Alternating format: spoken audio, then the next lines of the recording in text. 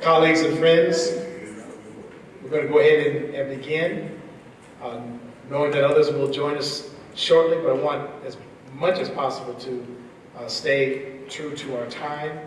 I want to thank all of you who are already here, and look forward to those who will join us for the 98th Annual Convocation of Howard University School of Divinity. This year is also a celebration of our Lilly Endowment funded research project, Equipping the Saints, Promising Practices in Black Congregational Life. Today's conference and this week's events are the culmination of nearly 3 years of research and exploration by a tremendous team of colleagues, faculty from our own staff here at the School of Divinity, as well as a research team that was assembled from across the country. Together there are probably somewhere between 18 and 20 of us, including those Doctor of Ministry students who have been participant here from the School of Divinity, as well as the formal research team itself. Promising Practices, as those of you who are gathered know, is an effort on the part of the School of Divinity to do some important things. One, we wanted to demonstrate through our research the vitality of scholarly life in graduate theological education. We wanted to demonstrate that what we are doing has real relevance for broader publics. Secondly, this research has meant much because it has afforded us the opportunity to go into the highways and byways, to go into communities near and far, and to engage people on the ground with respect to their own sense of witness of what God has done for them and is doing through them in their respective congregations and communities. And then, last and most importantly, we undertook this project with the understanding that what we do has meaning for churches, for local churches. And so the materials that you have in your folders, for those of you who have registered, will show the fruits of our labors. You will see there the resource guide that we have included as a part of the proceedings. This, along with the website for Equipping the Saints, blackcongregations.org, these materials in combination are the repository of what we have accomplished to date, and we earnestly hope and pray that what we have done sends a strong signal to our congregations that count on us to prepare women and men for faithful leadership and for sacred knowledge. They will understand our congregations, that we do care, and that you will learn from the principles embedded in the practices of these 24 churches from around the country that have agreed to be a part of this labor of love. And so we welcome you to this conference, Equipping the Saints, to this 98th Annual Convocation for Howard University School of Divinity, and for our audience who is streaming live, watching with us, we also welcome you. And we look forward to the proceedings from the next 2.5 days of this conference. It is now my glad responsibility to introduce briefly our keynote speaker for this morning. He is the Reverend Dr. Rueben C. Warren. Now, he doesn't use Reverend, I just threw that in there. Because he is an ordained minister. But he wears so many hats that if you're not careful, you'll get dizzy trying to keep up with all of them. You have his bio in your folder, but I want to share just a few things to give you a sense of who this man is. Dr. Rueben Warren is currently the director of the National Center for Bioethics in Research and Healthcare and professor of bioethics at Tuskegee University, our sister institution. He also serves as director and adjunct professor of the Institute for Faith Health Leadership and adjunct professor of Public Health, Medicine, and Ethics at the Interdenominational Theological Center in Atlanta.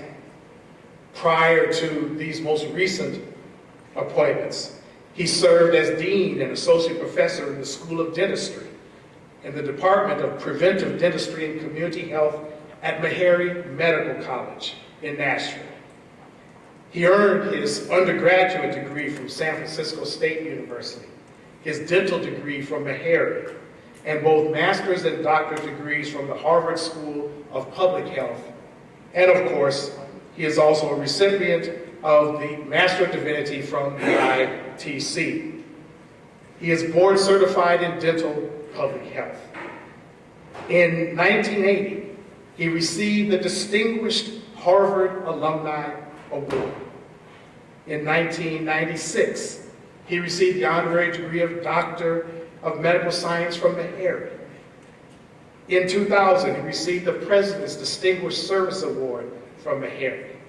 And the list goes on and on. There are many more things I could say about Dr. Warren, but I want to say the most important thing. In the years that I have known him, you will not find a more humble, unpretentious, giving, strong, proud man than Dr. Rueben C. Warren. I have seen him in many venues. We have collaborated in many instances. And again, he always impresses with that indelible sense of the Spirit that moves within him with such grace and dignity. The speaker that will now come before you with scholarly passion, none other than Dr. Rueben C. Warren.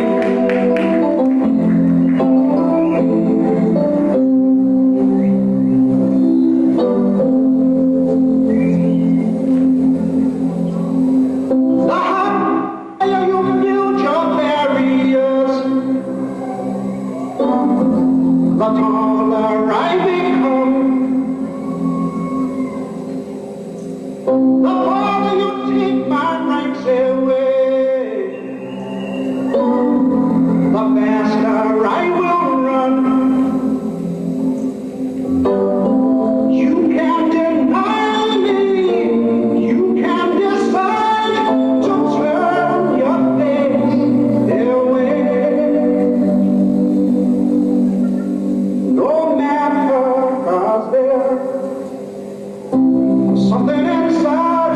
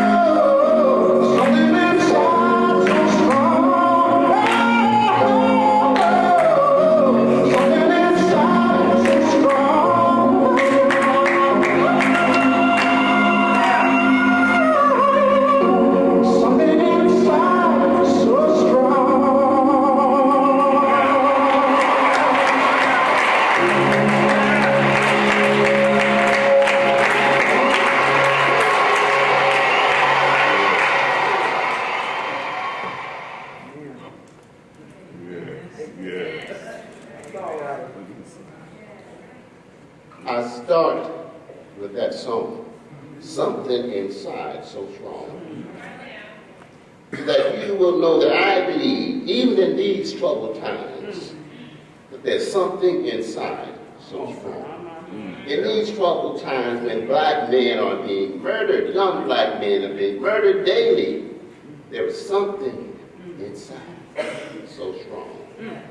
While they call it black on black crime, and some of it is, they should also recognize that there's white police on young black men crime. There's white on black crime. In these troubled times when black babies are dying more than twice the rate of non-Hispanic white babies, there must be something inside so strong. In these troubled times, when in 2005, there were 83,000 excess deaths, additional preventable deaths occurring among black people compared to our non-Hispanic white counterparts. In 1985, in the report of the Secretary's Task Force on Black and Minority Health, the federal government admitted for the first time that mortality, that is deaths, and morbidity, that is sickness, could be chronicled by race and ethnicity. Nonetheless, there is something inside so strong. You know, I didn't say that those deaths were caused by race, but chronicled by race. You know, I don't need to examine you or take your family history. I don't need to use the sophisticated tools of medicine or epidemiology to tell you if you're a black man or a black woman, if you're young or not so young. You know somebody who is or has suffered from cardiovascular diseases. Yes, you do. Cancer, diabetes, cirrhosis of the liver, unintentional and intentional injuries, infant mortality, and HIV/AIDS. Yes, you know somebody. I know somebody. You see, these causes represent 80% of the deaths that we experience. Young black folk die from car crashes and homicide more than any other causes. They don't live long enough to get cardiovascular disease. Yet I know as a people there is something inside so strong. But this is a good day, and I don't want to continue to bore you with the bad news. You may not have known the specifics, but you know that we as a people suffer the burden of physical, social, psychological, and sometimes spiritual dis-ease. But I'm here to tell you, trouble don't last always. Trouble don't last always. Yeah. I'm really honored to be at this great historic Howard University. Regardless of what anybody says, Howard University is a great place. It is unmatched. It's an unmatched giant in the higher education of black folk from the African continent and from the African diaspora.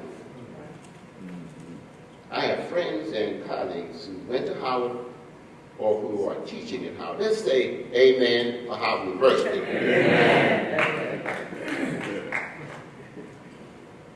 I'm pleased to be here. That should be obvious. I've been smiling since I got on the plane the other night. I'm humbled to be invited to speak at this wonderful convocation for many reasons, but at the top of the list is my great respect for Dean Alton Pollard. Yes. He's what they said back in the day as a black scholar. Black scholar. He had the courage, expertise, and skill set to engage this very important topic. In my view, equipping the saints is a research project. Equipping the saints is a research project. It's trying to answer some of the critical questions about black life. But you know, in the black community, research is a bad, hated word because it's too often been done on us, not for us, not by us, and we have not benefited. Yes. Yeah. Let's be clear. Even worse, we have oftentimes suffered in the process. That's right. Health-related research has abused black people in many ways, too many to even mention.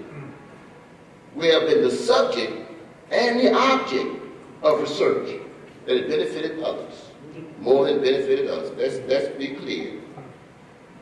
I'm from Tuskegee. Look out. And Tuskegee's in the house. Yeah.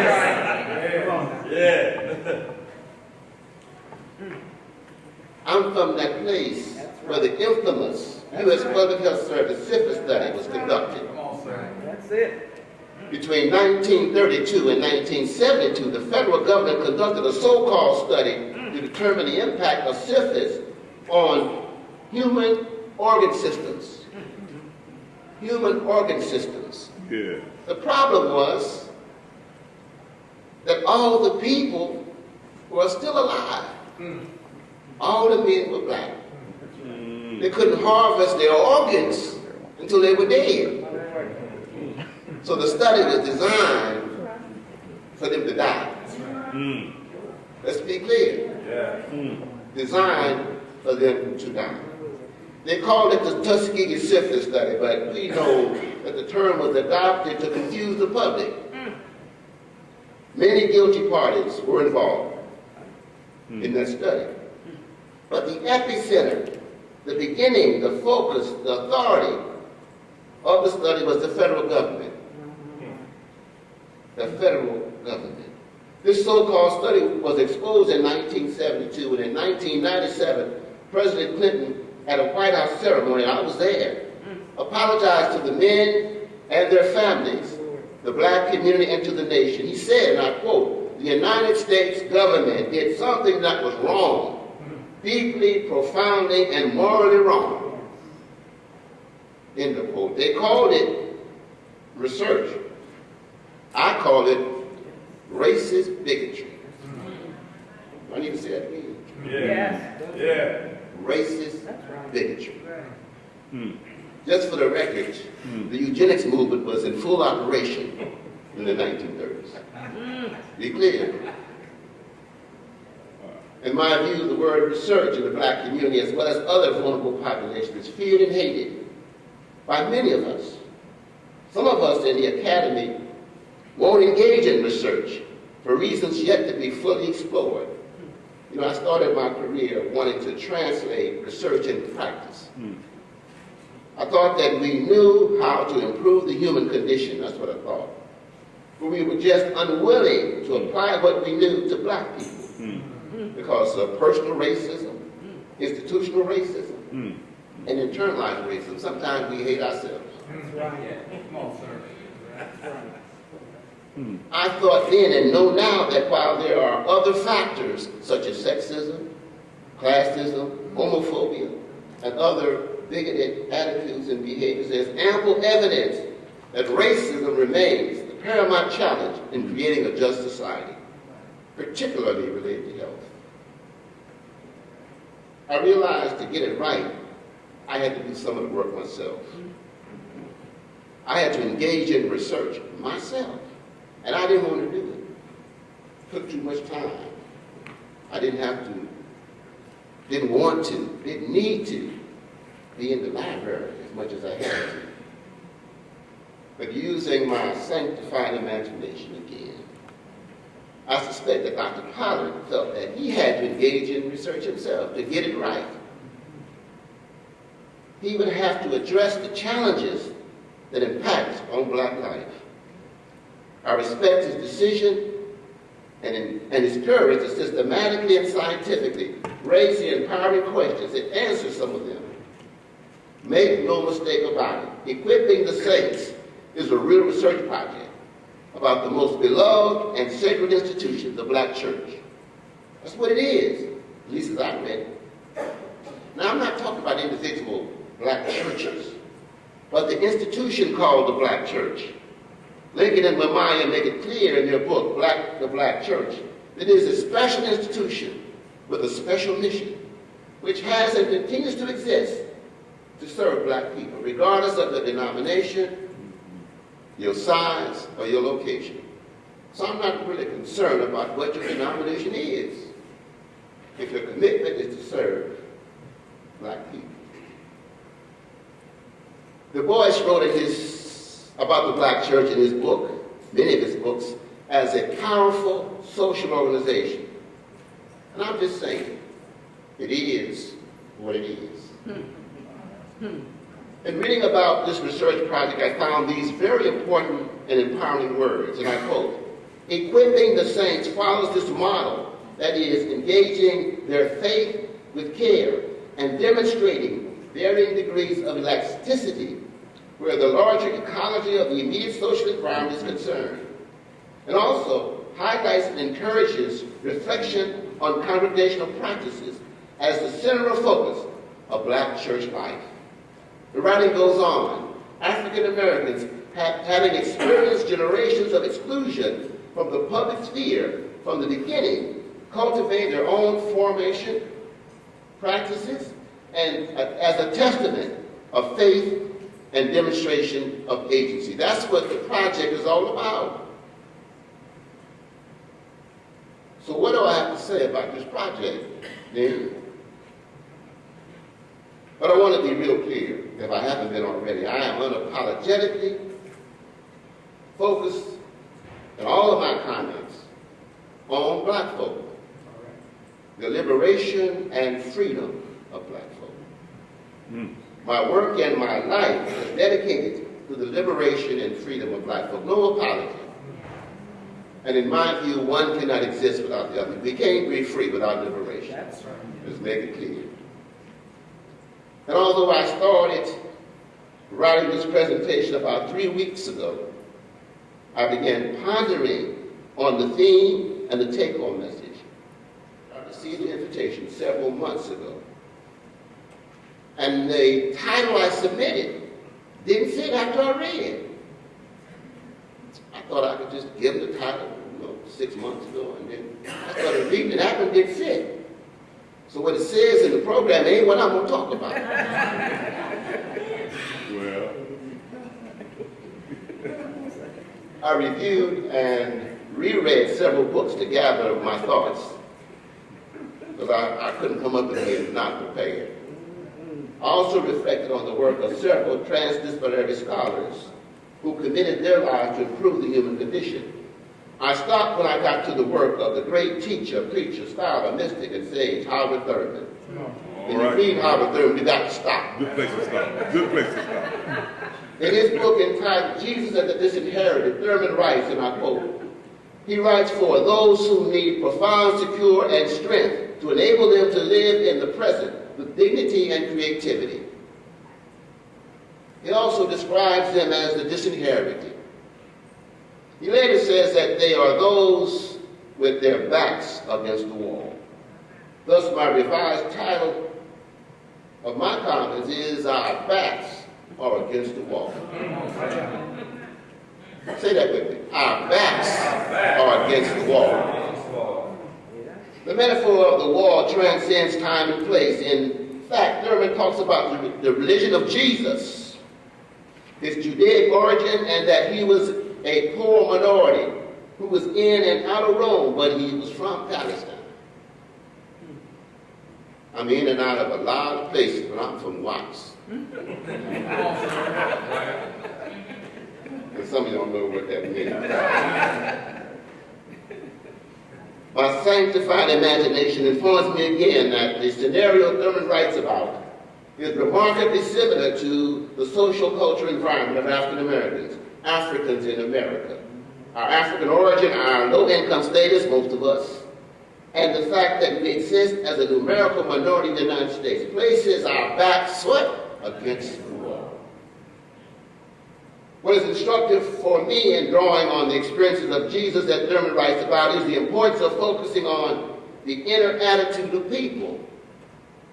There's a lot of drama going around, but what about the inner attitude of people? Thurman writes, in the midst of the Greco-Roman world, with losses of status, freedom, autonomy, the dreams of restoration of a lost glory and former greatness, Jesus focuses on the inner attitude of people, living in a climate of deep insecurity with little civil protection, he had to find some way to establish a sense of well-being. Now fast forward to 2014. For us, the loss of our African identity and African American history, the continued degradation of almost every phase of black life, we must first focus our attention on our internal attitude. You know what I'm talking about? Folks will tell you, you got an attitude. What's wrong with you? Focus on our internal attitude. Thurman called it the inward center. I simply say, be who you be. Be who you be. Let me tell you what I'm talking about. Ever since the federal record keeping began, more than 100 years ago, black people have disproportionately been burdened by illness, sickness, disease, and premature death. As I said, in '85, the federal government chronicled 60,000 excess deaths among black people. They called it excess deaths in '85. It was 60,000 in '85. In 2005, it was 83,000. In spite of all the money, the research, the education, and the so-called commitment, excess deaths increase. Comparatively and scientifically, things are getting worse. The gap is widening. Don't get it confused. In spite of excess deaths among black people, what must we do to survive? Is the empowering question. More importantly, what must we do to thrive? I'm sick of trying to survive. You know what they say, what you doing? Trying to survive, trying to make it. I'm sick of that. We ought to be thriving, to be our best selves. The overwhelming challenge is to determine what we must do in spite of the system, not because of it. In this instance, the health delivery system. There's ample evidence to conclude that the system is not working for us. Anybody confused about that? It's not working for us. So what do? We must focus internally on the inner center as a starting point by separating illness from sickness from disease. Separate them. Illness from sickness from disease. Alastair Campbell, in his book, Health is Liberation, Medicine, Theology, and the Quest for Justice, writes that the prevalence of ill health for selected groups in the United States is long-standing. In other words, black folk been the sickest, continue to be the sickest. Unless something changes, will be the sickest. For this instance, ill health is used to describe a specific adverse health condition. Terms like sickness and illness, health and healing, are used interchangeably. But in fact, these terms are very different and relate to different concerns and different circumstances. They're not the same. For example, Campbell describes illness as a subjective experience of individuals, the awareness of ill health. Sickness is a description of ill health to a person by somebody else. An aspiration at somebody else. And it's made even in the absence of subjective illness. Mental health, for example. Somebody says you're sick. You may not believe it. Disease is the medical or scientific endorsement of the social role of sickness. You know, when you accept the fact that you're sick, then you act a certain way, don't you? I got a cold. I got heart disease. I got cancer. So you're supposed to act a certain way. And if you don't, folk think you're crazy. You're supposed to be in the bed. You're sick. You got a disease, whatever that is. For example, in a May 1851 article entitled Disease and Physical Peculiarities of the Negro Race, published in the New Orleans Medical and Surgical Journal, a referee journal now, peer-reviewed now. Scientists reviewed it and said this article is legitimate. Samuel Cartwright, and 3 other white physicians wrote about the diseases specific to black, 1851 now. They described drapetomania. Ever heard of that? The disease of running away from slavery. Referee Journal now. Disease. Run away from slavery. Remember what a disease is, something assigned to you. And this athesia, Ethiopus, a herpitude of mind and obtuse sensibility of the body, known as rascality. You heard that one? Come on. They talking about y'all. Referee peer-reviewed journal.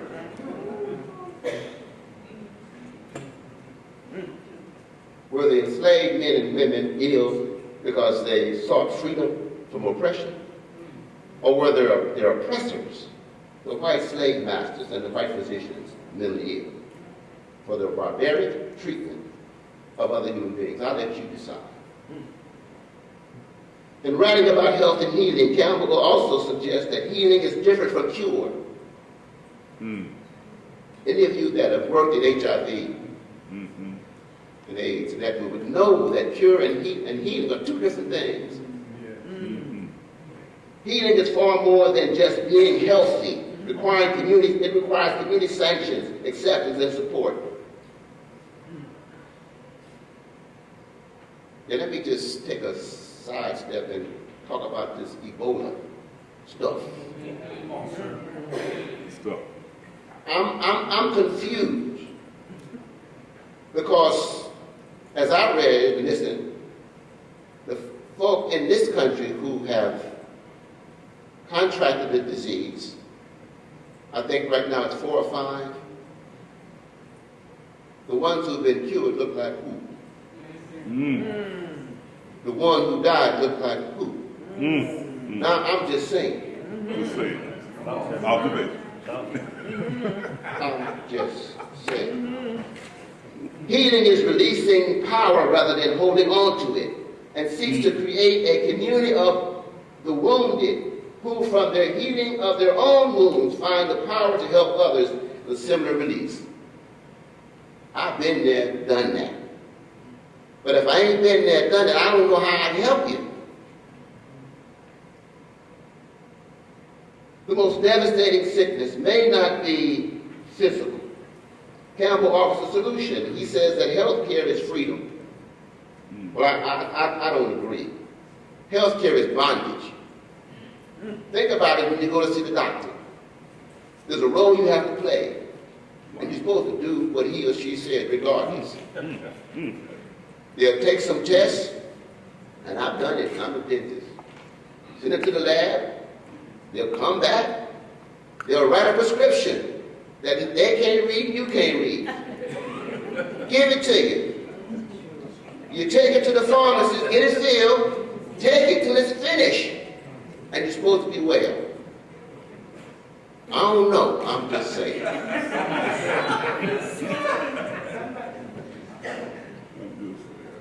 It places you in bondage.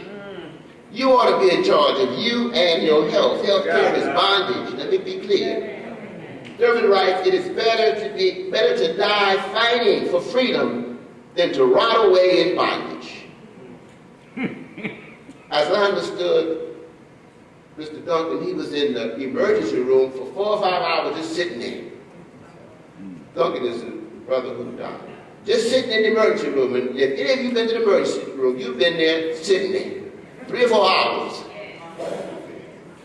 And if you haven't been, go. Just sit there. And before I be a slave, I'd be buried in my grave and go home to my God and be free. So we must fight to be healthy in this system, country, and maybe in the world. Because I'm convinced that we're in an unhealthy world. But you must be in charge of your health. Use the health system. Know what you're going for. Know when you get it. Go, but don't stay.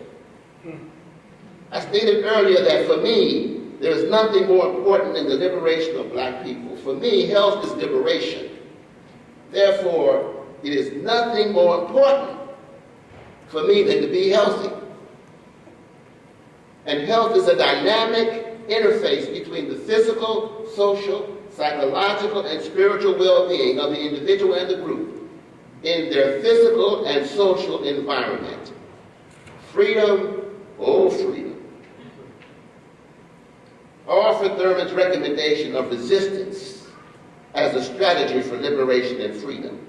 He says even non-resistance can be resistance. It's a little confusing, but even non-resistance can be resistance. We need the right attitude for right action. Right thinking results in right action. Resistance from Thurman enhanced by resilience from us. It's a combination that we must respond to in an unjust society. Resistance and resilience. You know, one might argue that the system is too complicated. And it is. The challenges are too great. And the fight is too hard. I don't know about you. But before I be a slave, I'd be buried in my grave and go home to my God and be free. I'm not about to give up. So what do you do? What do you do? Think about what's going on, and you hear about what's going on in equipping the saints. Because I believe they have some answers that you need to hear. In the Gospel of John 5:2-9, there was an invalid man sitting by the pool at Bethesda, waiting for somebody to help him to get to the healing waters in the pool. That's what they said. You know the story. Jesus asked the invalid man, what do you want to be healed? And the response was, pick up your mat and walk. After 38 years, the man picked up his mat and walked. What no prescription? What no diagnosis? I don't know, I'm just saying. How do you pick up your mat and walk? How do you prevent disease? How do you promote your health and healing? You must do all of the above. But you must add the faith piece. We've come what? This far by faith. Both vertical and horizontal. Faith is a way of living. Faith is a life transforming. And faith has a dynamic and lasting impact on the believer. Faith is simply trust. Vertical and horizontal. For me, vertical faith is trusting in the relationship with my Creator. Horizontal faith, for me, is trusting in the relationship with all of the Creator's creation. I got to trust you.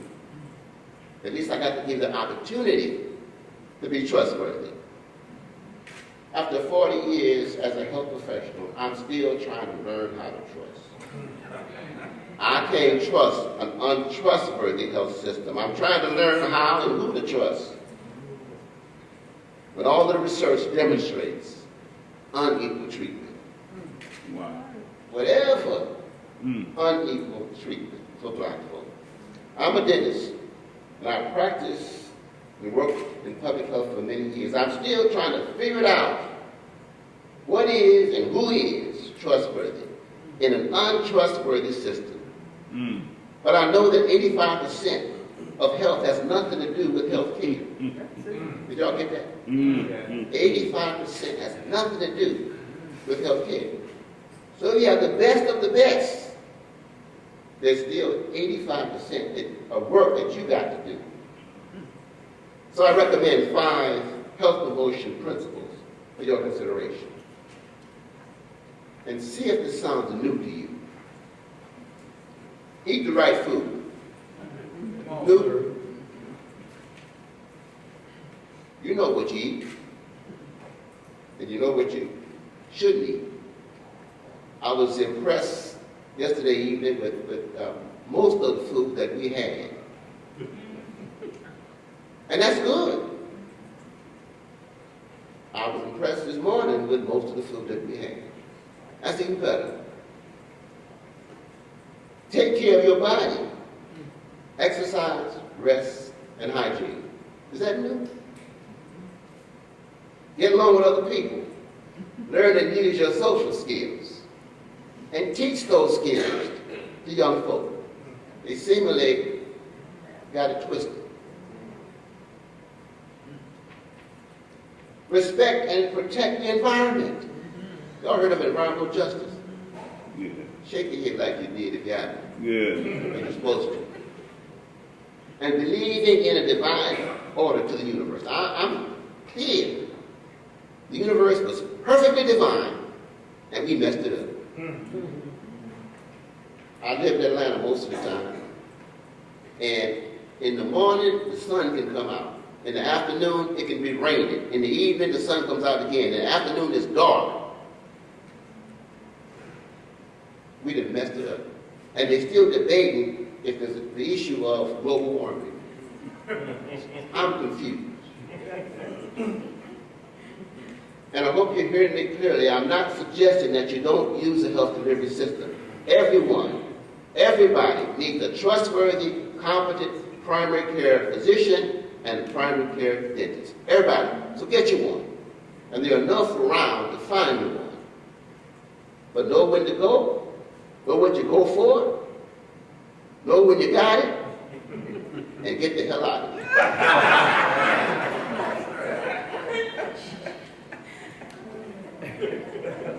You can't stay. Surgeons gonna cut. That's right. That's what they do. What they do. That's what they do. When I was practicing, I'd find something to do.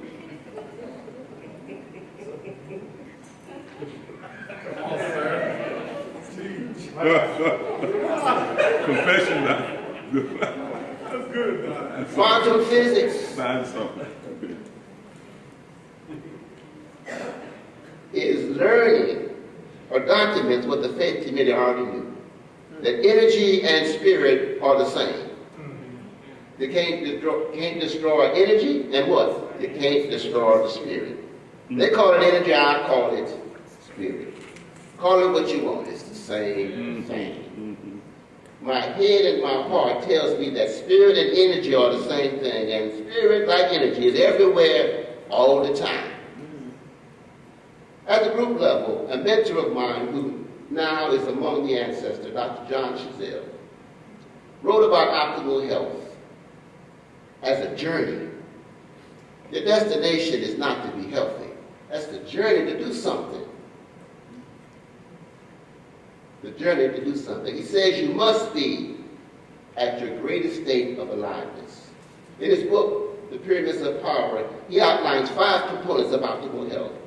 Optimal emotional health, optimal intellectual health, optimal physical health, optimal socioeconomic health, and optimal spiritual health. None of these components require that you go see the doctor. But don't get it twisted now. As I said, everybody needs a good physician and a good dentist. Go, but what? Just don't stay. As I close my remarks, I want to be sure that you heard what I said. Oftentimes I say something and what folk hear is very different than what I say. So I want to be clear. I'll give you some bullets of what I tried to share with you. Our backs are against the wall. Did y'all get that? As a people, we have been through much since we've come to this place called America in 1690. Did y'all get that one? We had the power, and we have the power now to be free. Our inner self, the inner center, is the starting point. And we must what? Be who we be. Before I'd be a slave, I'd be buried in my grave and go home to my God to be free. Did you get that one? Resistance is an attitude, a mindset. So is resilience. Liberation is the road to freedom. Health is not health care. Health is freedom. Go to the doctor. Hear me clearly. Go to the doctor, but just don't stay. Know what you're going for, know when you get it, and leave. Optimal health is a journey, not a destination, toward your greatest state of aliveness. Health is much more than physical or mental. There is something inside so strong. I want you to go on a journey with me, kind of a spiritual journey. And I keep fumbling because I had something in my pocket. Now I can't find it. I'm going to keep fumbling until I find it. Go on this spiritual journey with me. I grew up in the black church. I grew up in South Central LA. I'm from Watts, as I say, unapologetic. Wherever I go, whatever community I live in. Somebody say, where you from? I'm from Watts. Where you from? You go out to know. How many of you live somewhere different than where you were born? So where are you from? Where you live or where you were born?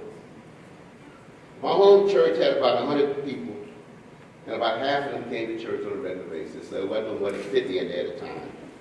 Located in Watts, in the city of Watts. The elders used to say all the time, I'm going through. You all heard that before? I'm going through. And I didn't understand. I had no clue what they're talking about. Going through? What are you talking about? Now I'm one of the elders. And I know what they're talking about. Well, I'm going through. All right. yeah. My mother used to say, you'll understand it better by and by. And she was right. I recognize that liberation, freedom, and optimal health are journeys that I believe are spiritual journeys, because at the end of the day, all is perfect at the level of spirit. At the end of the day, all is possible at the level of spirit. At the end of the day, there is but one truth. That's where truth resides. There's no complaint about spirit made me do it. The devil made me do it. No, you did it because you did it. For me, like God, spirit is there all the time. No matter what you may call it, no matter what it looks like, smells like, or tastes like, truth and spirit will set you free. And in my little church, there was this call and response. Y'all know what that is? Call and response. And so I want you to help me. I'm going to say something and I want you to respond. And the response is, been through, going through, but not to. Been through, going to through, but not to. Try. Been through, going through, but not to. Okay, now, I don't want you to say it. I want you to feel it like you heard it in church. Try it again. Been through, going through, but not to. No, y'all don't have it. We in church. Come on, sir. Let me find. I'm looking. Bear with me. It's phone. Now I had it. You know what I'm looking for? Know that thing that you get your tone? You talk, yeah. Tone. Where is Little my pitch. thing? Pitch thing. Little pitch, yeah. Okay, so I was gonna get that right note. Where is my thing? But what you hear is I can't sing. So I know I can't sing, but you know, in my church, when I was in the junior choir and I would sing, and folk would say, "Honey, you sounded so good." I knew I couldn't sing. At Easter time, when I said my speech, I forget half of it. And know what they said? Honey, it did so good. So I got to the point where it didn't matter what folk heard. Come on, sir. Or what I said, I know it was okay. I found was the thing. All right.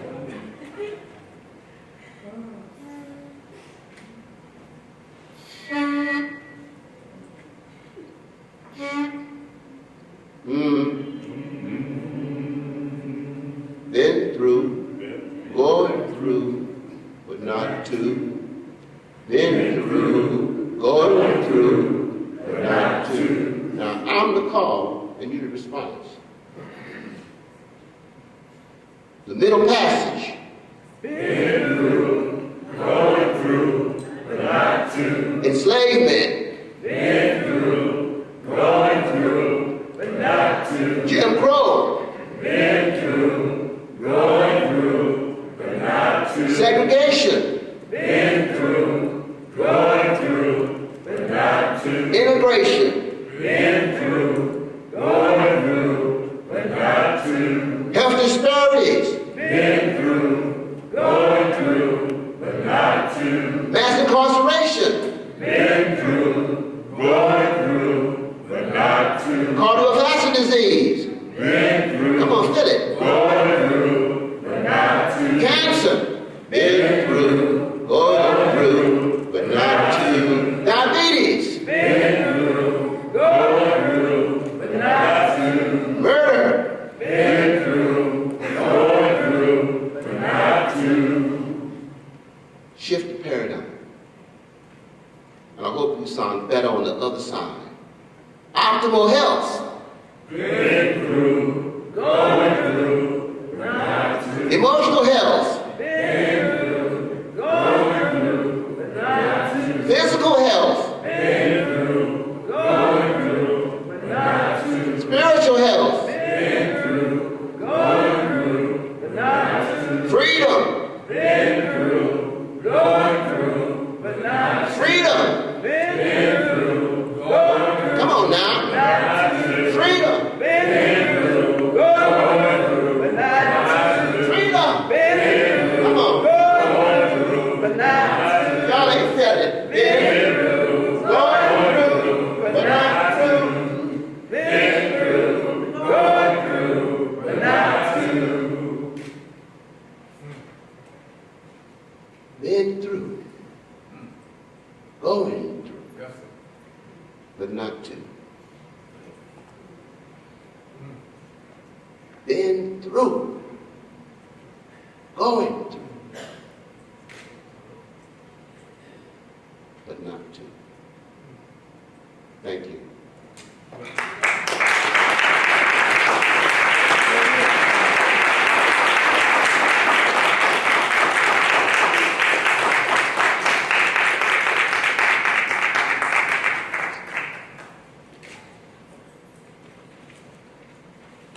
We have heard an amazing presentation from our friend and brother.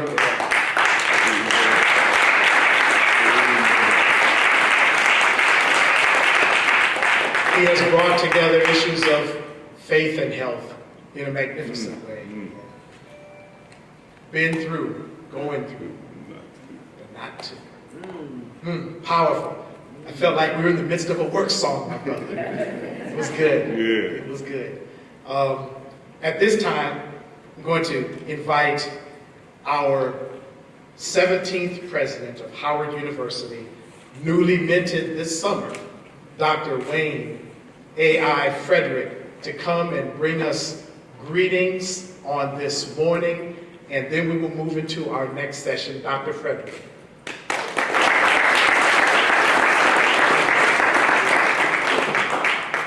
Good morning. Thanks for having me. That's a tough act to follow, I gotta tell you. But I think I came in at just the right moment. That was a strong message. So I got to hear it coming up the aisle. And I was thinking, what was I going to say today when I came over here? And one of the main things that I want to do here is to bring greetings from Howard University to all the alum, all the visitors who are here. This is homecoming week. And with all homecoming weeks, we certainly want to open up the university and welcome our alum back. There are lots of things that are going on our campus at this present time, lots of things that we can be proud of, and lots of things for which I will get lots of criticism for, such as not having Yard Fest. But since I'm not the CEO of a record company, I'm happy to take that hit in the media. More importantly, there are lots of things going on over here at the Divinity School that I would love the rest of the campus to be exposed to. And one of the reasons I'm here is to bring that message to you. I've challenged the dean for us to find more ways to bring the rest of the campus to the Divinity School and to bring the Divinity School to the rest of the campus. I think it's important that the rest of our campus understands what you do and how well you do it. But that can't happen at a distance. It can't happen at arm's length. We have to be engaged and interact in order to see that.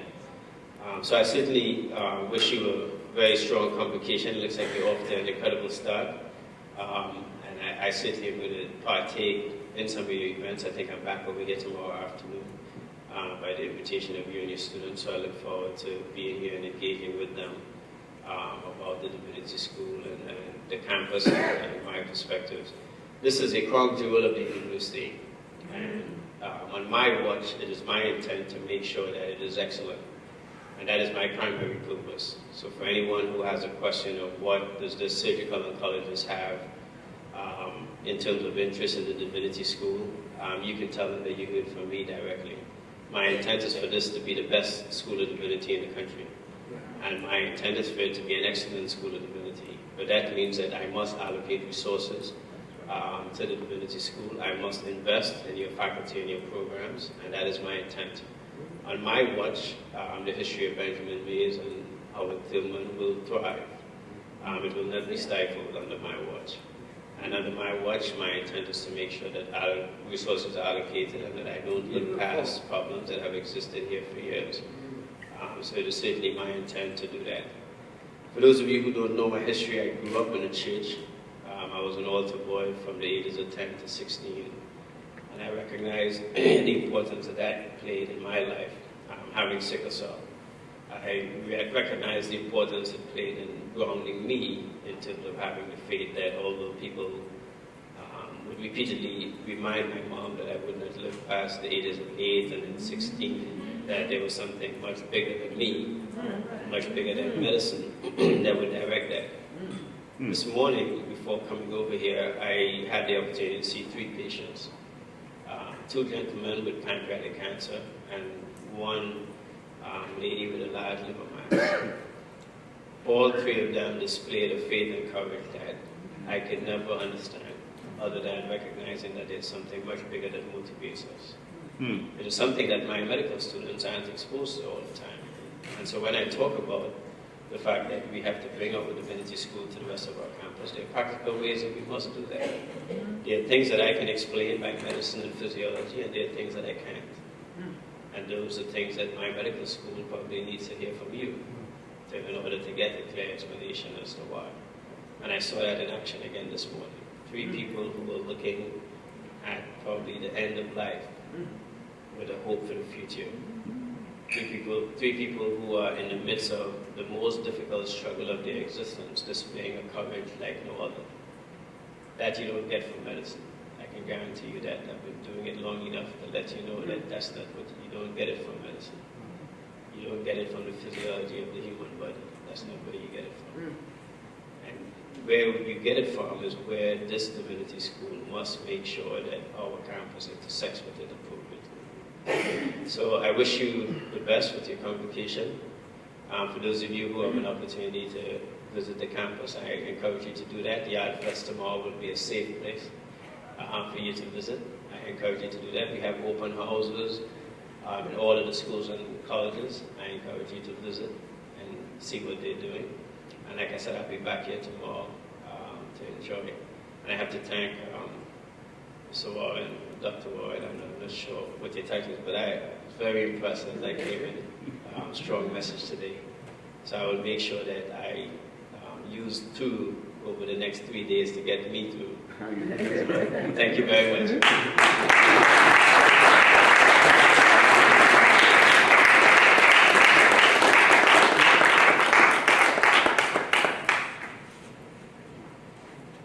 Again, we want to thank our president for making his way to the school division this morning. He has a busy schedule, as you can well imagine, but we're very pleased that he was able to come, and we look forward to his return tomorrow as well.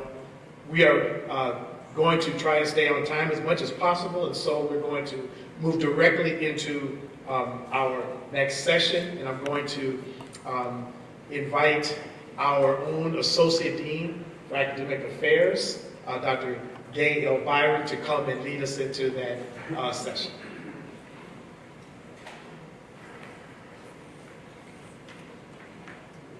Thank you, Dean Pollard, and thank you, Dr. Warren, for that wonderful message.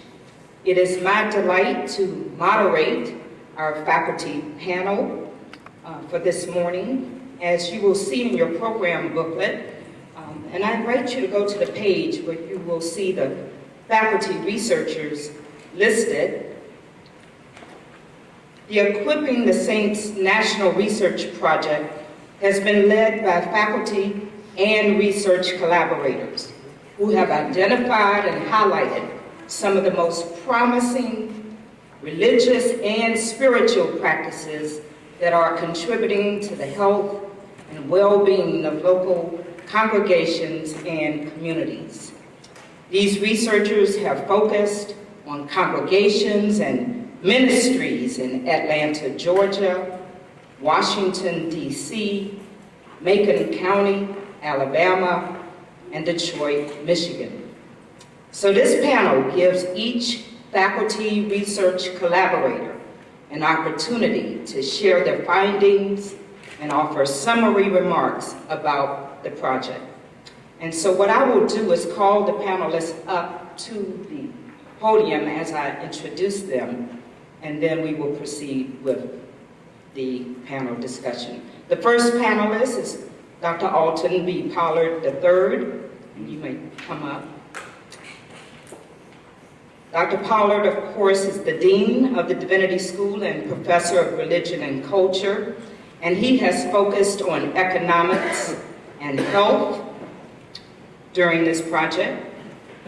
Our next panelist is Dr. Harold Dean Trulear, and I invite him to come up at this time. He is Associate Professor of Applied Theology, and during the Equipping the Saints project, he focused on youth and family services. And then our third panelist is Dr. Kenyatta Gilbert. Dr. Gilbert is Associate Professor of Homiletics, and his focus is on the preached word. The preacher's words matter, according to Dr. Gilbert. And then last but not least, we have Dr. Cheryl Sanders, our Professor of Christian Ethics. Her focus is on gentrification, shifting populations, and implications for ministry. And then finally, Dr. Pollard will come back again to offer remarks on openness and inclusion. That is the fifth component of this research project. Now, to facilitate the question and answer session, and we do hope we'll have time for questions after our panelists offer remarks, I invite you to jot down any questions you may have on flashcards. Hopefully you all have received flashcards as you come in. So feel free to jot down your questions just so we can have a little order, and we can also have a record of the questions after our conference as well. And so after all the panelists have presented in the order in which I have called you up, we will then open the floor for your questions and comments. So Dean Pollard, if you would. Good morning again. Good morning. It is an honor and a privilege to be a part of the Equipping the Saints project and to be a part of this team of faculty, scholars, and researchers, and as well as our colleagues who are in the audience who will be presenting on tomorrow and in the workshops throughout the next 2 days. There was a time when black churches as a holistic enterprise were largely taken for granted in African American contexts, when viable alternative forms of meaning, power, and progress were uncommon in black communities, and the survival and well-being of black people was imperative. The historic concern of black churches for the whole person is perfectly summed up by the biblical expression found in Ephesians 4 and 12, to equip the saints for the work of ministry. However imperfectly done, the responsibility of the church in the 21st century is unchanged, to serve and minister to the needs of the people of God, whoever they are and wherever they are to be found. The churches of Macon County, Alabama, and elsewhere in this study are rethinking their priorities and networking to the commitment of serving the total congregation and more. We have found that the churches we have been a part of are not simply interested in themselves, but they are interested in the wholeness of their entire communities. They are interested in saving their people's lives. Booker T. Washington is, of course, the venerable founding president of Tuskegee University, then known as Tuskegee Normal and Industrial Institute. When he was asked to describe the region of the country where Tuskegee was located, Macon County, Alabama, part of the Black Belt of the South, he used these words in his autobiography, Up From Slavery, and I quote, "The part of the country possessing this thick, dark, and naturally rich soil was, of course, the part of the South where the slaves were most profitable, and consequently they were taken there in the largest numbers.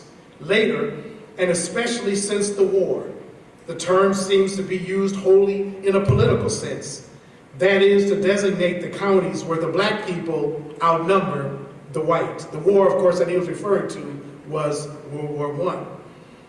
A century later, the Southern Black Belt remains a social and demographic crescent of counties containing higher than average black populations. The region stretches through parts of 11 states comprising the Old South. Nearly all of the counties in the United States that have a black population of 40% or more are in the South, and that includes Maryland, y'all. And nearly all of them are rural. The Black Belt is home to some of the lowest standards of living in the country. Persistent poverty, poor employment, low incomes, low education, poor health, and high infant mortality. The indicators represent long decades of social political intransigence, malevolent neglect, and racial oppression. Black Belt communities have an extensive need for human services, economic development, and development support. If rural America is largely hidden in general national assessments of our common life, then African America's rural residents have been rendered all but invisible. Even black Americans tend to forget their own in rural America. The lack of attention to Black Belt communities exacerbates widespread poverty, unemployment, and gross civic misconduct. As a nation, it is a racial and economic dilemma that plagues us every day. As African Americans, we must remember that we will only be as strong as our weakest link. Our original focus of analysis, and I worked closely in Macon County, Alabama with Dr. Wylin Dossie Wilson. But our focus was initially on identifying the relationship between Black Belt Christianity and economic justice. However, our examination of the spiritual and material well-being of rural black Christian believers and the educational leadership of Dr. Dossie Wilson argued for a more vigorous and intentional connection to be made between regional issues of economics and health.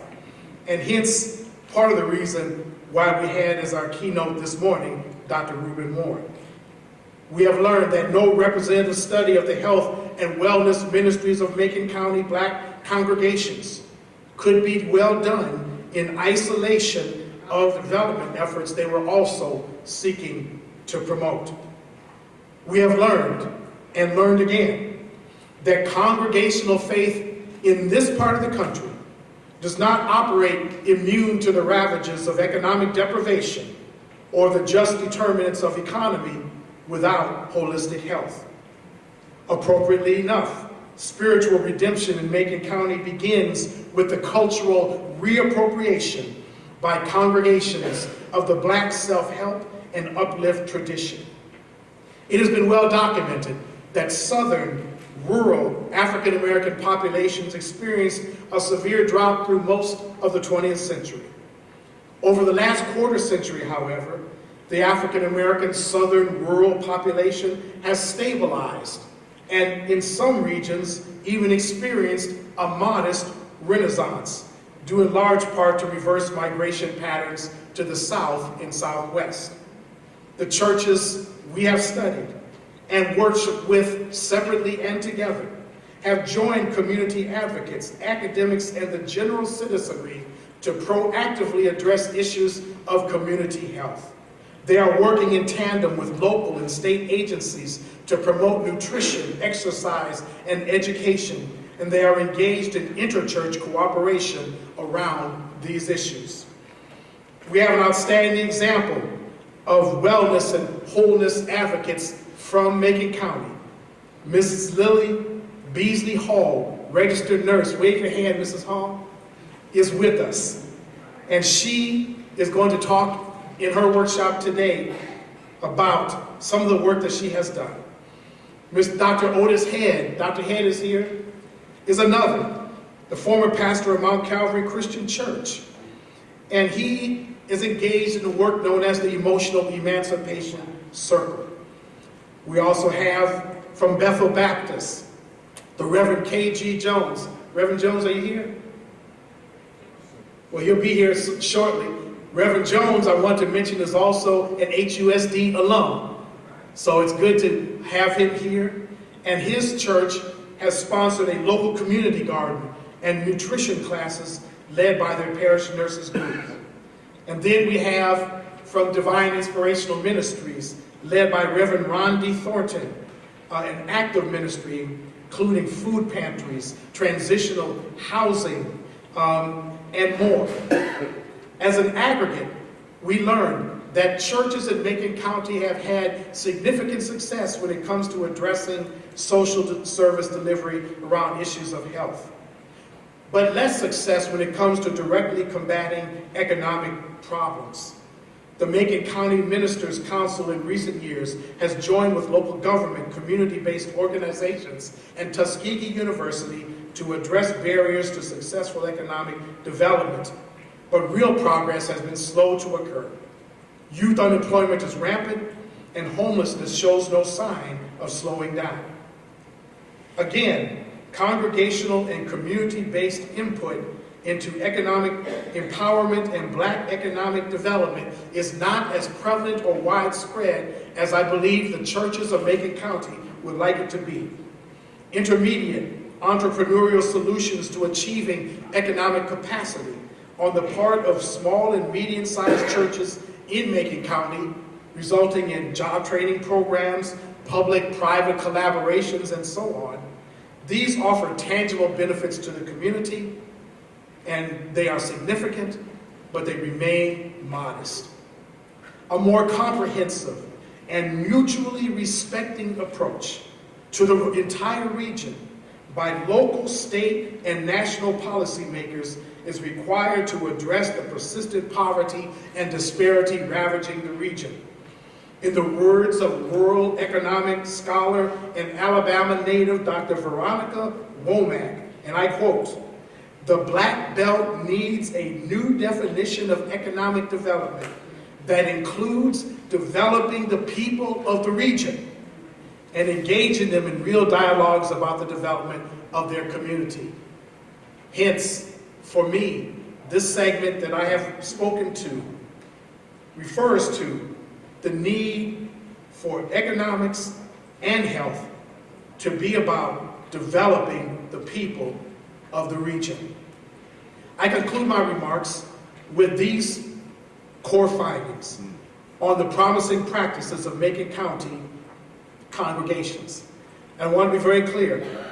In meeting the congregations and working with the pastors and lay people. There was never a sense given that these churches had all the answers to all of the problems. What they have is an abiding and deep faith in the capacity of the universe to speak to the particulars of their need. So these core findings: 1, faith is essential to their witness. 2, culture is essential to their witness. Faith does not operate in a vacuum, but it operates out of the matrix of a people's shared sense of experiences, realities, and histories.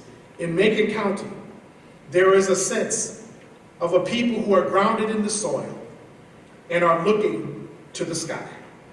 Thirdly, community is essential to their witness.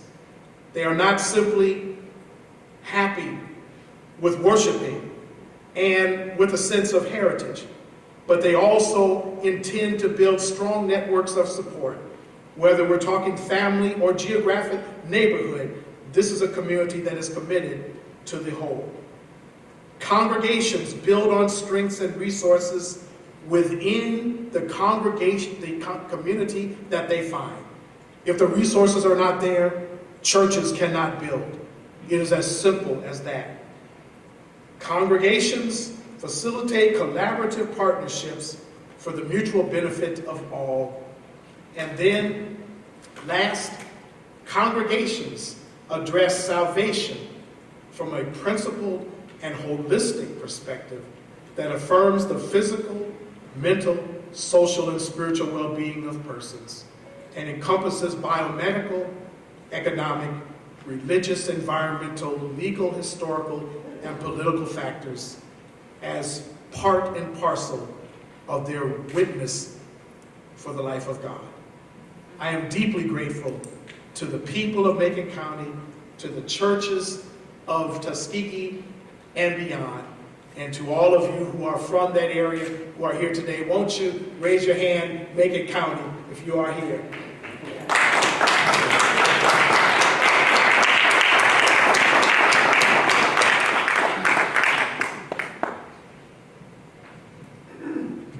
Good morning. Good morning. I want to begin by acknowledging my field researcher, Reverend Henry Wells, and anyone else that came down from Detroit. God bless you. Thank you so much for being here.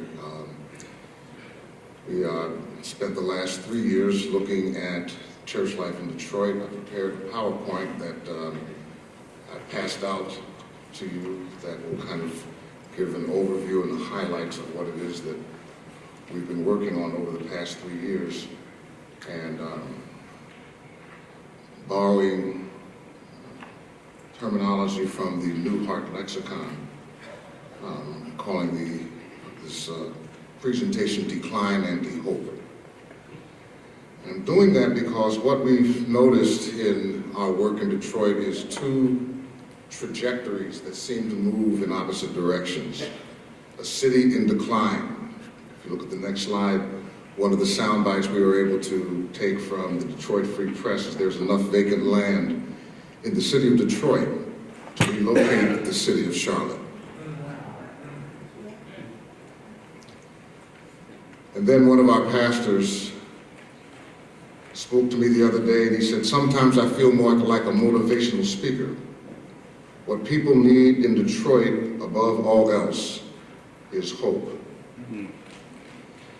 We've witnessed decline in 4 areas, and actual statistics appear in your workbook, so I won't go over them.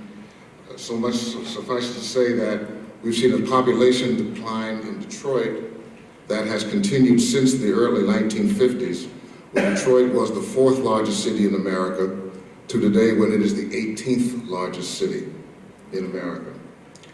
The educational decline varies depending on which study you view. One of the things that has been interesting to determine is that it's not just white flight, but black middle class abandonment of the city that has impacted its educational system. A city that depends on automobiles for its economic livelihood is surely going to be impacted by the recession, and we've seen incredible dips in employment just beginning to make a comeback.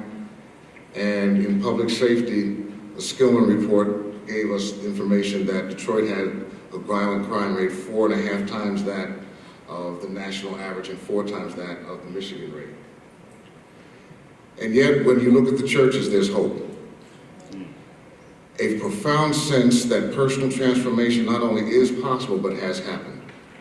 Each of the congregations which we've studied can point to examples of personal transformation and also social capital formation. And by that, we simply mean the capacity to re-neighbor the hood, to use the words of Riggins Earl, our colleague at ITC. The ability to put relationships back together where the relationships seemingly had been destroyed. Families have been restored. And let me say this. One of the things, and I'll say more about this later, one of the things that was clear was that although each of these churches had some form of marriage ministry in a formal sense, one of the things that was quite clear was that it was in the informal processes of building social capital within the context of the congregation and neighborhood within which restoration primarily occurred. And then a move towards entrepreneurial vocation. One pastor says to me, there are jobs in Detroit. The question is whether or not one has, number one, the motivation to do so, and number two, develops the entrepreneurial skills so that one can work whether or not employment is present. There's a difference between employment and having a job, and the entrepreneurial opportunities were persistent. The 4 congregations to which we turned were the Elam Baptist Fellowship, an 81-year-old Baptist congregation, which has experienced a shift from predominantly white, well, actually all white, it was a Swedish Baptist church, to today when it has become an African-American congregation. And some of the things that we've had to look at, that I'll mention later in passing, is what it means for a church to make that shift from all black to all white, from all white to all black, and what some of the dynamics are within that congregation that impact ministry with families and youth. Lord of Lords Christian Church, an independent congregation, one of the very few buildings left on its block, which has engaged significantly a neighborhood that is primarily made up of squatters. Zion Holiness Church, a holiness church which has a long and storied history and is wrestling with issues of black flight and neighborhood relevance.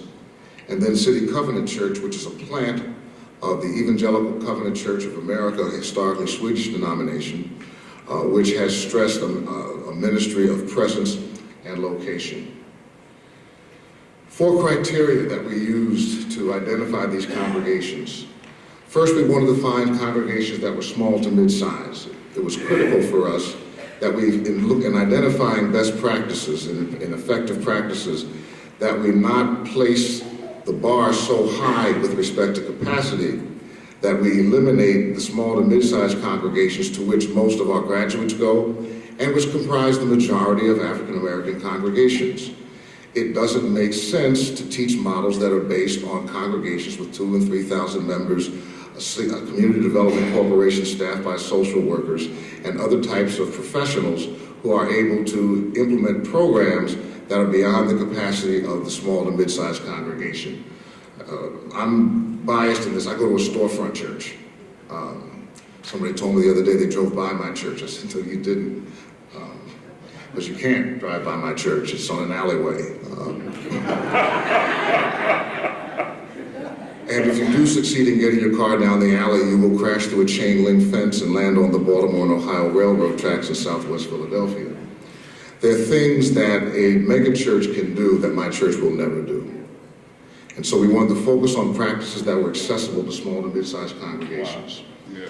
The second criteria was demographic diversity. We wanted to identify different parts of Detroit where the issues had some commonality but also had some distinctions. Third, we looked primarily for embedded ministries, and this is related to the first point. And what I mean by embedded ministries is an emphasis on working with, in our case, youth and families that was not dependent on having a program. In fact, it really is a misnomer to call what we were looking for youth and family services, because services imply that there is a formal program in place. Whereas what we were looking for was, what are the practices within the warp and woof of ordinary congregational life that support healthy families and support healthy youth? You can have a program that supports healthy women and then a church culture that undercuts the program. How many of you have ever been to church and somebody says, girl, when are you gonna get married? Creating the illusion that a woman is not whole in and of herself and in her singleness. And yet I'm teaching wholeness on this hand, but I have a culture that undercuts it and presses women to get involved in unhealthy relationships because we've told them they're unwhole by saying things like, child, when you gonna get married?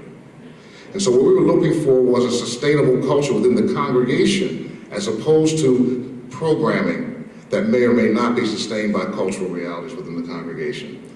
And then the fourth criteria by which we selected congregations was tradition variety. And so we have one congregation that's Baptist, one that's independent, one that is holiness, and one that is part of a white evangelical denomination. The key areas of hope-filled ministries. These were the four areas where we were able to identify practices. The first was the ministry of presence.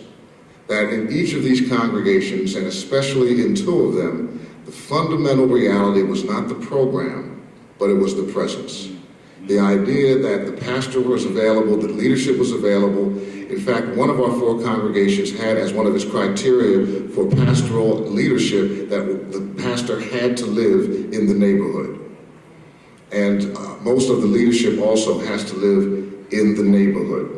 And so the ministry of a lot of the work that the church was able to accomplish, is because the pastor is there on a regular basis. The family, the first family is there. The leadership is there. The church building is open. The second principle was that the ministry was executed by the people and owned by the people. That we were looking for ways in which congregations ministered, not ways in which pastors ministered or leadership ministered. Third was looking at programs within those two lenses. In other words, not just programs in and of themselves, but once we establish that presence is fundamental, and then that is the ministry of the people that is what's being mobilized, then what do programs look like, because you have these two other realities established first. And then fourth, the ministry of prophecy, the extent to which congregations were also engaged in systems change. Within the ministry of presence, we were able to identify three primary issues. The location of the leadership, which I mentioned, that it is critical for pastors to be present and for leadership to be present. Secondly, accessibility and availability, that it is critical for congregations to be open, for their doors to be open, for them to be places where people come other than just on Sunday morning. Third, training through trust. The idea that the next generation of leaders are trained not in seminaries, but in relationships. We challenged Sierra Lincoln and Lawrence Mamiya's notion that more advanced congregations reflect more advanced training by pastoral leadership, and argued the converse, that may very well be that churches with more advanced programs seek pastors with more advanced training, so that there may be a correlation but not a causation. We were determined to discover whether or not pastors with a variety of educational backgrounds could be invested in creative programming and creative ministry.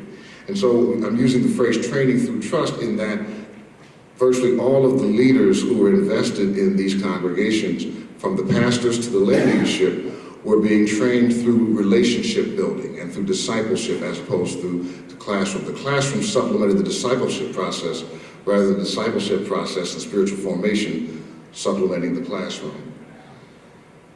Several pastors would therefore say a version of this next statement: we don't have that, but we do that. Do you have a prison ministry? We don't have that, but we do that. Do you have a youth outreach? We don't have that, but we do that. How many of you know it's possible to have that and not do that? All right. I'll keep going. And three of the categories of ministry offerings that were part of the discernment of this notion of ministry of presence are meals. One of our congregations feeds people every day, 7 days a week, 365 days a year. All of them, in some way, shape, or form, are involved in ministries of feeding. And because they're small to mid-size, they're not assembly line feedings where they maximize the number of persons fed, but the feedings become occasions to build relationships and to build fellowship and to make the church a less fearful place for people to enter for whom the congregation is not a historic place of identification. Various community events. We witnessed a Motown night in one church, after-school programs in others. One church has free Wi-Fi, and it's not unusual to walk along the pavement and see people who want to access free Wi-Fi, but with materials that may not necessarily be sanctified. Unless it's Marvin Gaye. But the principle is to make the building accessible for people for whom congregational life is foreign, and the idea of church participation has no place in their biography. The building becomes the place of familiarity, and then the people who maintain the building become a point of familiarity. People-centered.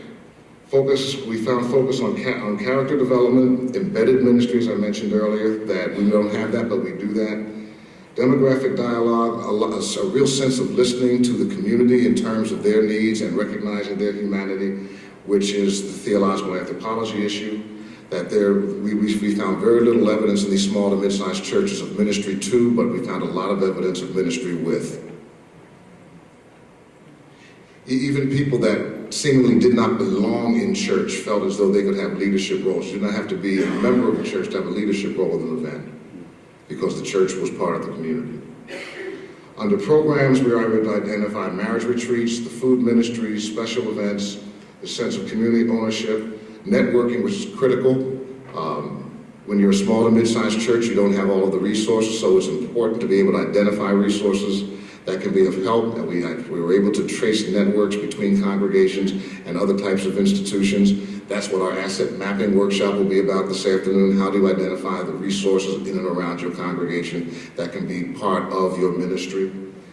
And then even within the traditional programs of the congregation, we saw a lot of change based on the fact that the other emphases were in place. Under prophetic ministry, we were able to identify where congregations had done asset mapping rather than looking at the negativity. Looking at advocacy for residents, an area we identified as one that we could use strengthening, more work on system engagement, and developing a formal systemic critique. And then finally, the emerging issues of proximity. How do we negotiate the commuter church versus the community church? How do we develop more levels of prophetic imagination and advocacy? How do we deal with creating indigenous leadership? And then how do you build capacity without sacrificing intimacy? So those are the areas in which we've been working, and we will be helping all of my colleagues in the future. Thank you.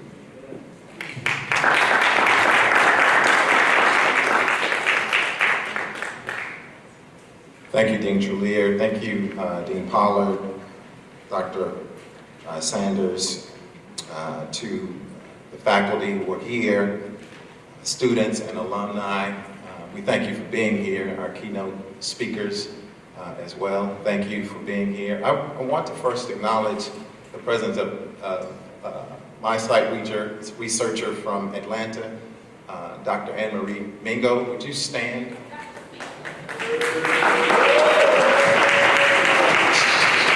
She is a newly minted PhD, so we celebrate.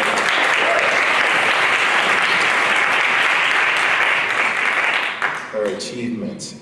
But I want to just take a moment to talk about the preacher's words. It is virtually impossible to come to a consensus about what constitutes effective preaching in African American ecclesial contexts. Some suggest that effective preaching is performance-driven, soul-stirring, direct, and personal.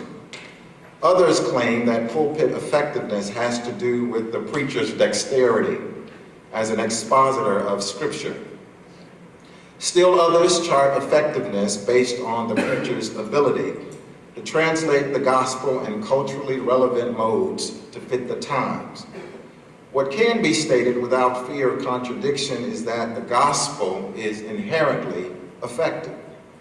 The preacher can make no claims to inherent effectiveness. True effectiveness is doing something with the anointing that blesses and ordains the preacher's work. Through research investigation, this national study of promising or effective practices within Black congregations in America has sought to give empirical analysis and interpretation of social issues confronting Black religious life, and to raise questions surrounding the formative practices that promote the spiritual growth and development of persons within select congregations. For the short time that is mine as a starting point, I want to put forward a rather uncomplicated thesis, and as you can say, we agreed that in this panel discussion that we would come as the Spirit leads us in whatever way that is. But I want to suggest to you that although we live in a society bent on unvoicing the preacher, I wholeheartedly believe that the single most important voice for staving off the death of African American churches and communities is the voice of the preacher. The preacher's words matter when preachers speak justice and hope into being.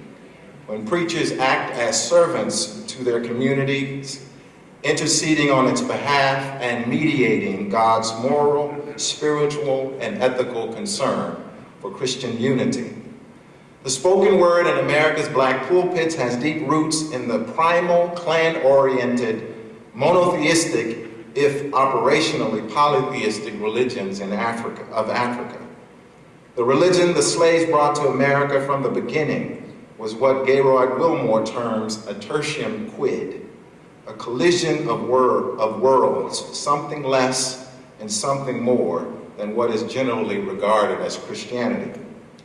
In other words, blacks did not use Christianity as whites first introduced it to them without making certain substantial changes that took into consideration their oppressive condition and other contextual factors. Black culture, and by inference, various methods of Black preaching, are transferred from one generation to another and are continuously transforming, taking on new forms, which means the substance of cultural meaning seldom dies. This observation is critical if we are to bring into focus the significance of why the preacher's words matter in American society today.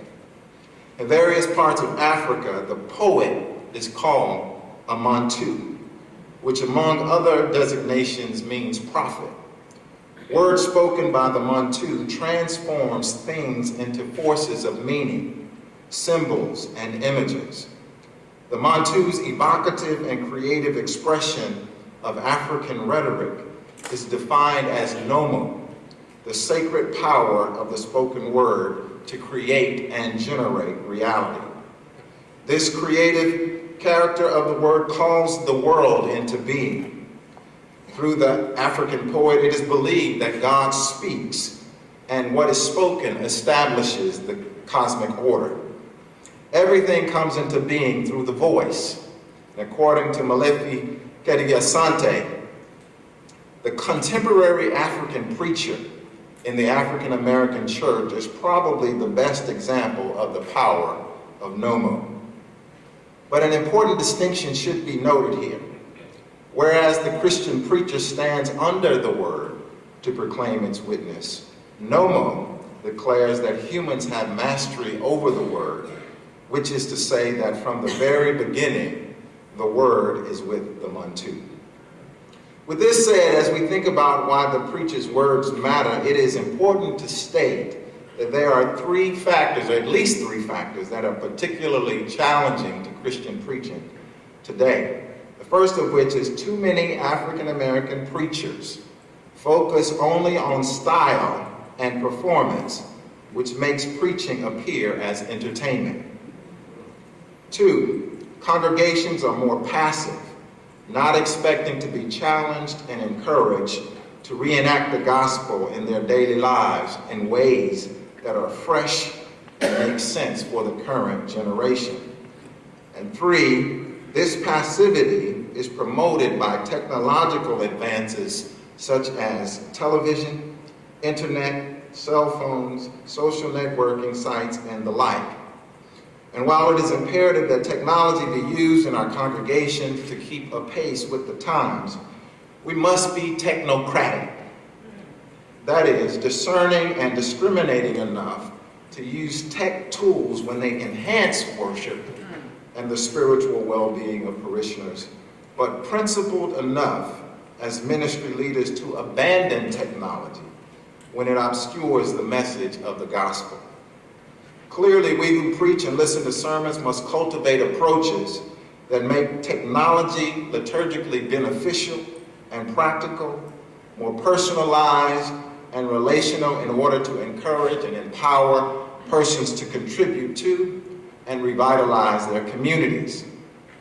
The preacher's words matter when our concern is the gospel, and never is this concern separable from the preacher's and listeners' faith identity, core values, and theological commitments. Without the preacher's persistent calls for justice, church reform, moral and ethical responsibility, and spiritual redemption, healing the village, and finding solutions to address multiple crisis points, militating against the health and well-being of our communities would be practically unachievable. Dr. Anne Marie Mingo and I have conducted research in the city of Atlanta with these particular concerns in mind. We've conducted focus groups, one-on-one interviews with parishioners, had a roundtable discussion with representative pastors and ministry leaders, primarily interested in how the congregation and community is affected by the sermon and by how the congregation as community affects the sermon and the preacher. Since understanding the relational dynamics between congregational culture and the ways in which people process sermons and what the preacher does as lead interpreter of Scripture and what listeners do as lead appraisers of the messages they hear, our research has sought to put forward practical strategies on how preachers can better prepare, embody, and deliver sermons. And we hope to do much of that in the workshops that we will be conducting today. The congregations studied in our region were Ebenezer Baptist Church, pastored by Dr. Raphael Warnock, Greater Smith AME, led by Reverend Tony Beelan Ingram, who is with us today. Will you wave, Tony?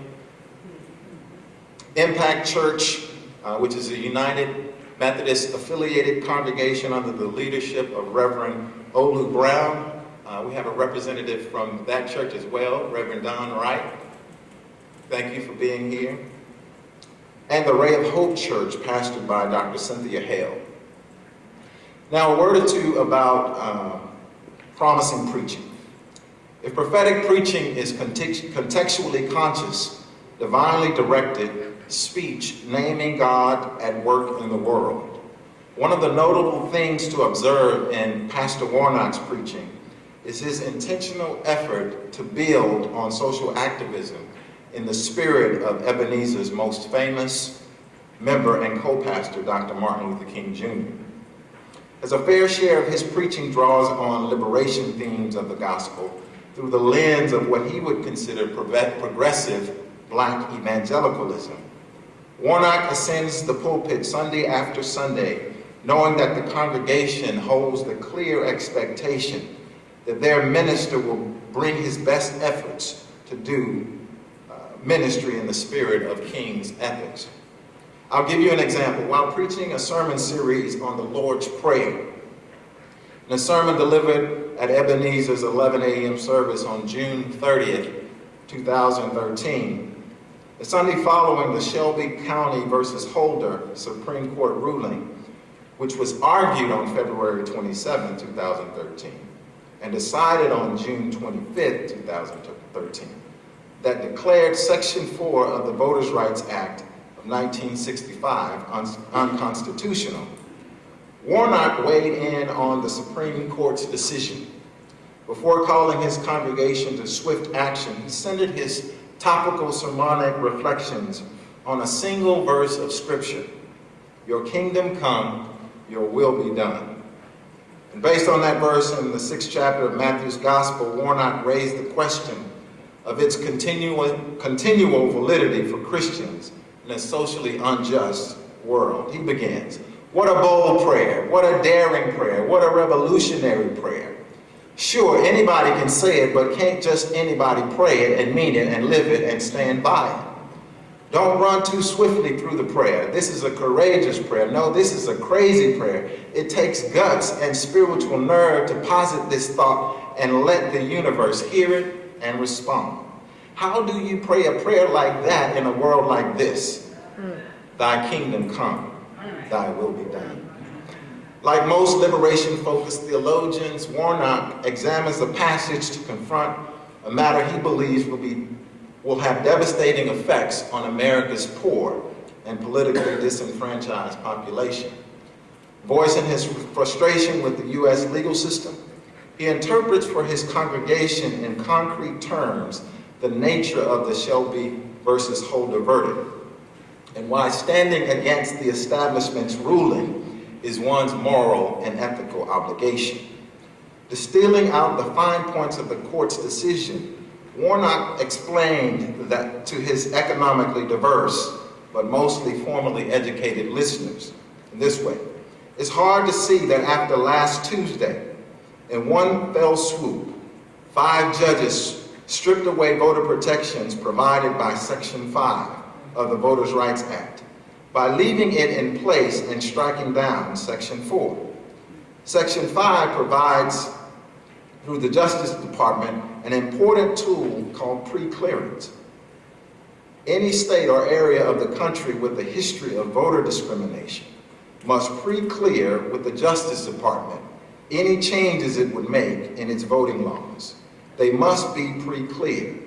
Section 4 provides the list of 9 states, 12 cities, and 57 counties that must pre-clear any changes they would make. Because they struck down Section 4, now nobody is on the list.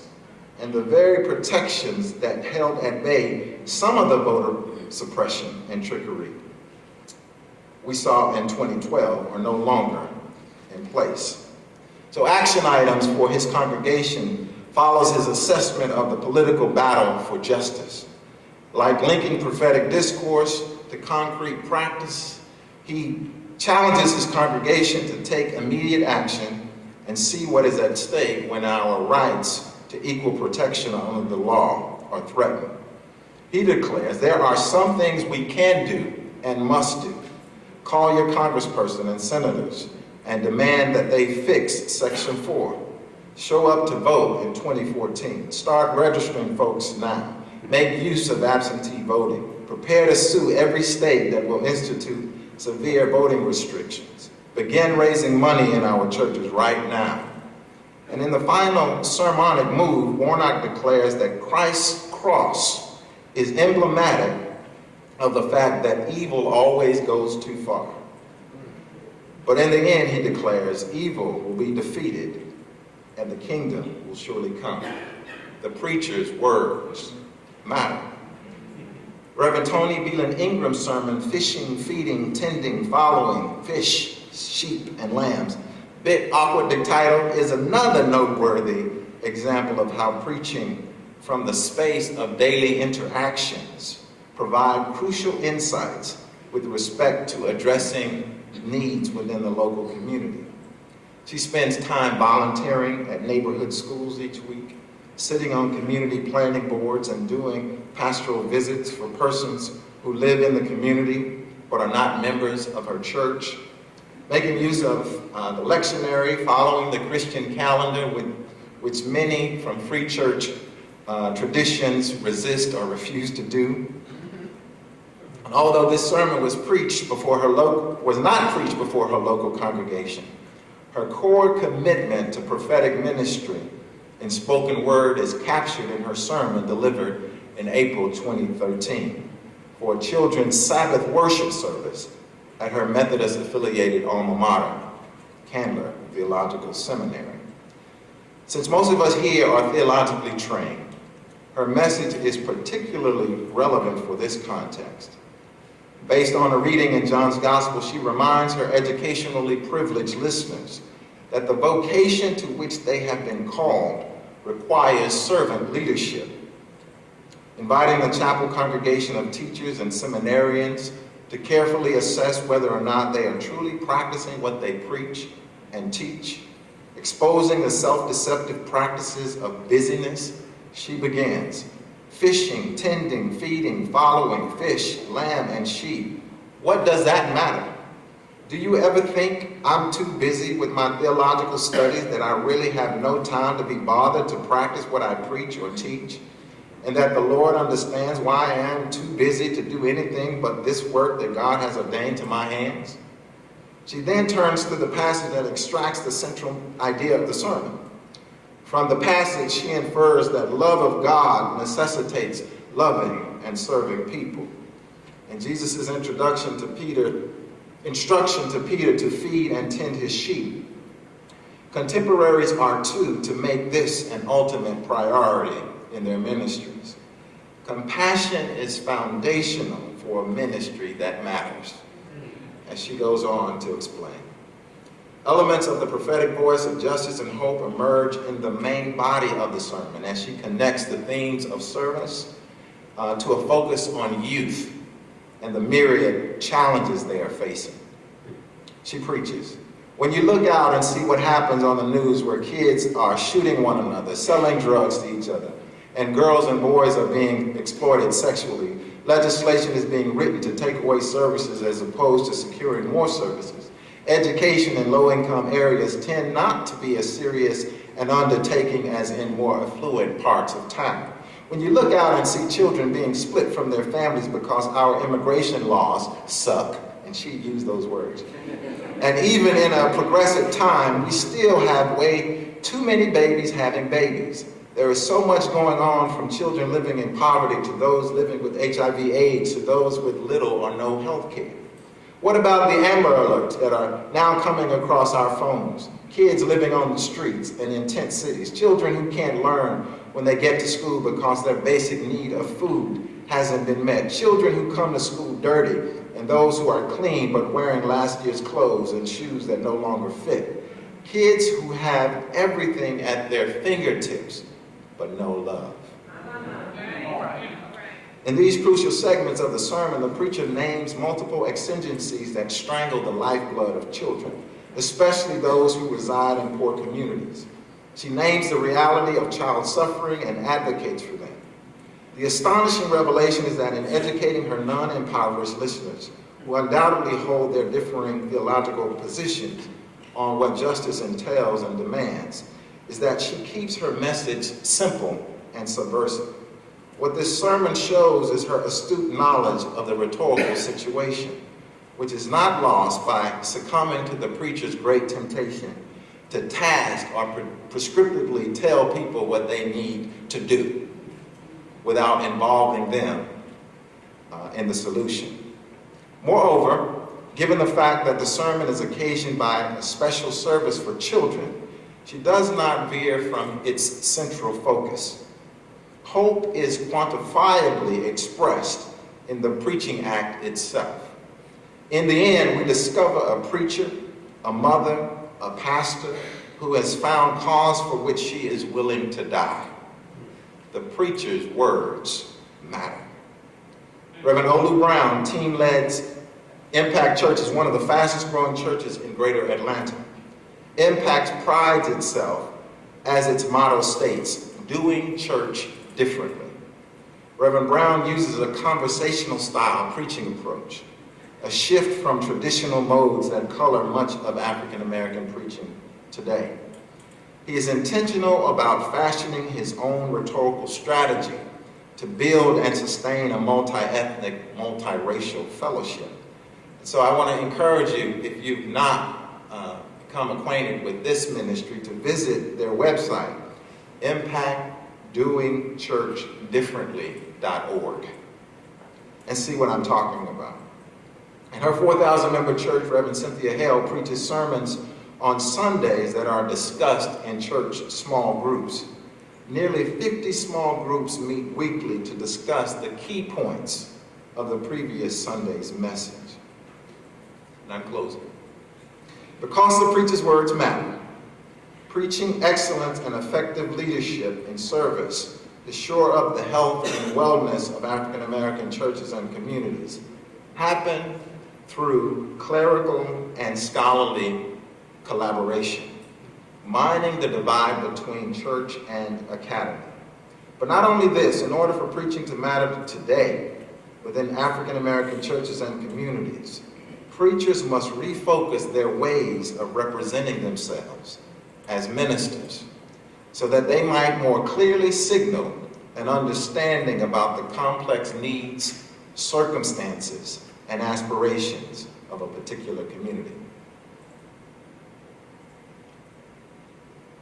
Now, I say this, and I tell my students, don't say in conclusion unless you intend to conclude.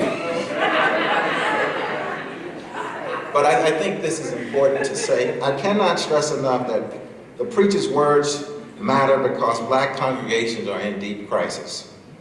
Because in large part it has become confused about its mission to the African American community.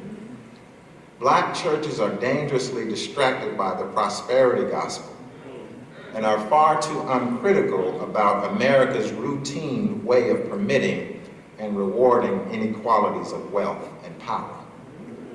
Assimilation to culture, the sacred sanction of personal greed, obsessive materialism, and unchecked narcissism are attributes that define the essential nature of the prosperity gospel.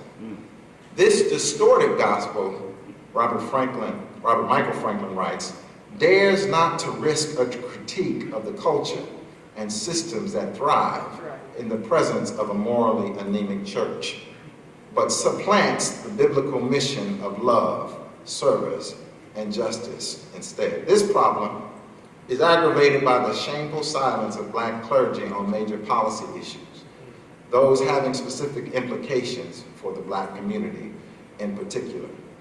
It is not enough clergy to stimulate worship frenzy and participant proclamation with sermons from the pew.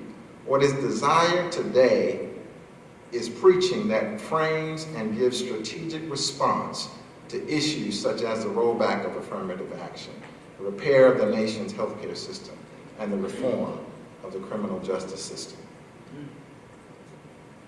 As Martin Luther King Jr. once advised those fighting for freedom and justice during the Civil Rights era, we must name our crisis issues as finite disappointment, but while doing so, we must adhere to infinite hope. Thank you.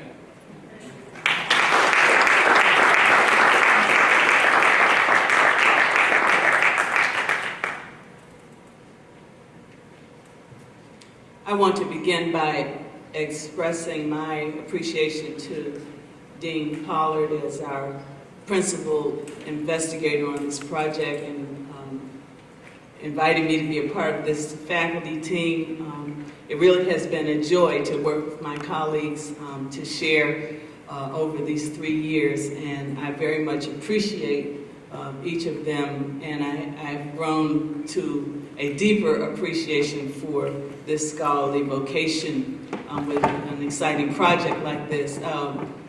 Not seated up here, but I do want to also, in that same regard, acknowledge Dr. Velma Love, who is our project director. And she came among us specifically to focus on this project, and it has also been a great privilege and joy to work with her and to get to know her and to be the beneficiary of her fine thinking and work.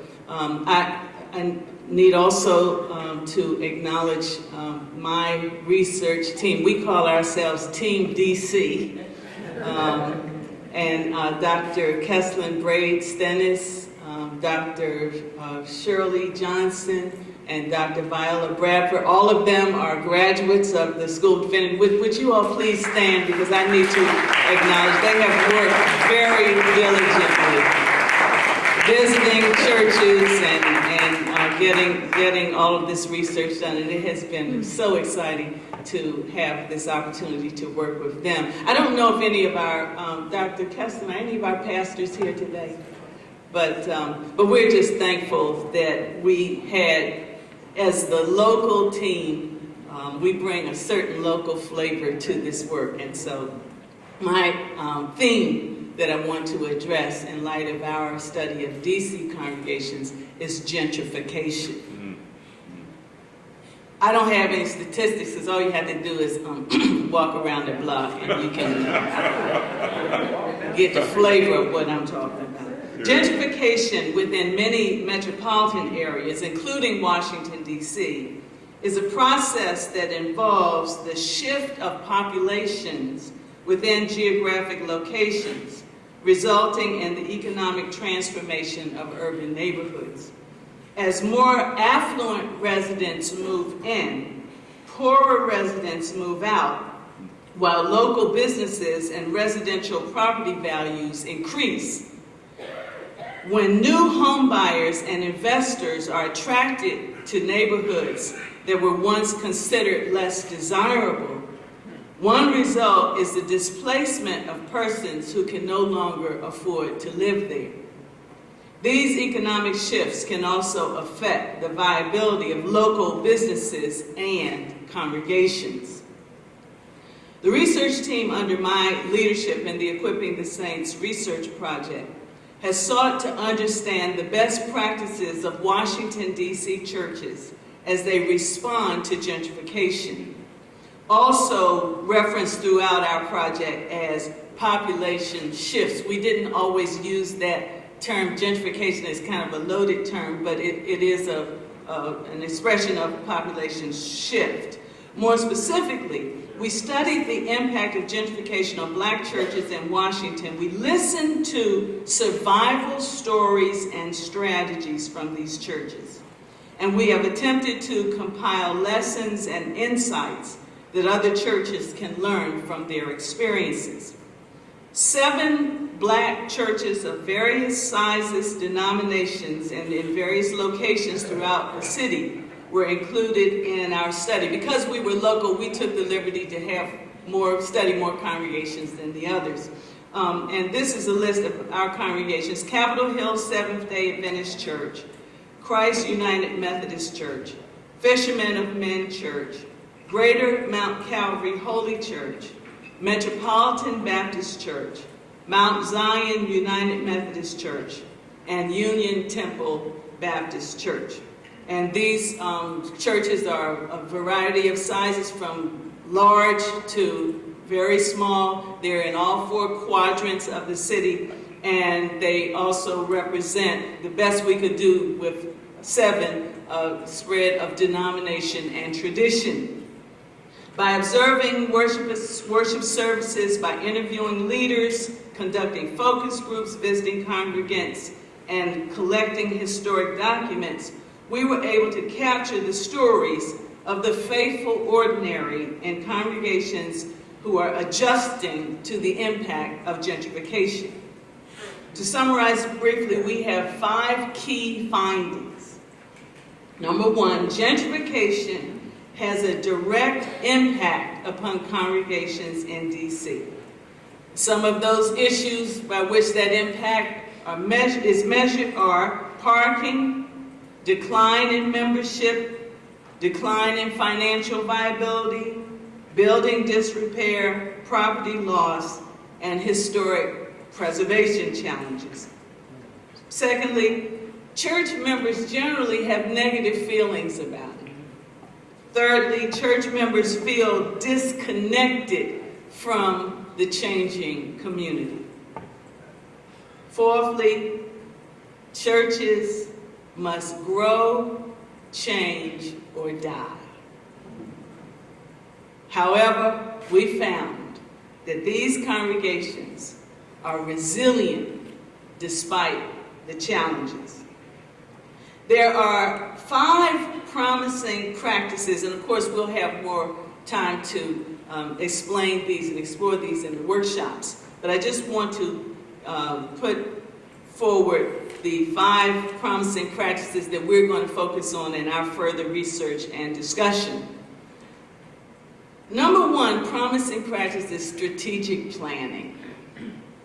Planning for outreach to diverse populations, sustaining membership, strategic planning for civic awareness, and to develop community-oriented programming. The second promising practice is protest, activism, galvanizing the community around the congregation's issues and concerns, and including drawing into the conversation neighbors, media, and local clergy. Thirdly, third practice is to form civic and business partnerships. The operative word being partnership, and some of us struggle with partnerships on an individual basis. Partnership is not easy, but partnership among congregations, partnership with other entities in the community, those are key to responding in a positive way to the challenges of shifting population. Fourth promising practice, developing property for ministry and income. Regarding our property as an income-producing asset. That can also be categorized under the more general category of wealth management. I don't preach the prosperity gospel, but I practice it. Because if you have wealth, if you have property, you have to regard it as an opportunity. If you're going to sustain it, if you're going to keep it, you have to have some kind of income. You have to have some way to pay for it, to improve it, and to allow the ingenuity of the entrepreneur not to be overshadowed by your spirituality, but to make sure that you manage and take responsibility and stewardship of the properties, the souls, and the buildings. And then another promising practice, the ability to provide parking for members and visitors. Parking sounds like it's very mundane. But parking was the bottom line in a case study that I was involved in some years ago. It was a case study written by the Kennedy School of Government at Harvard University.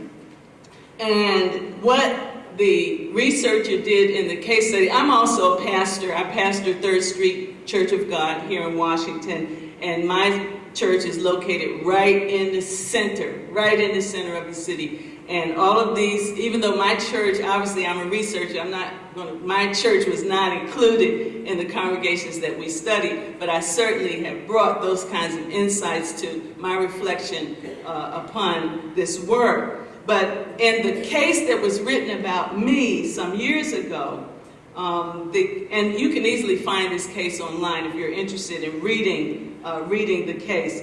I was described as demonstrating 4 different ways of engagement between the congregation and the public partners, and I want to name these things because these are some things that and when I say I was named, it wasn't like I went around and I said, okay, well, this is what I'm doing. It's just the person who observed me said, okay, well, here are some options. And I just want to offer these as some options that we have for making sure that we provide the opportunity for our churches to maintain viability and relevance in the face of gentrification and other kinds of population shifts.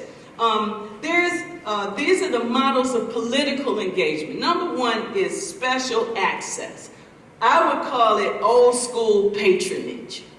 It's the traditional idea that when the black preacher walks into the room, everybody is supposed to offer so much respect and deference, and the black preacher speaks for the black community. But it's also at play when powerful religious leaders trade their support for resources or favors from city government. So I scratch your back, you scratch mine.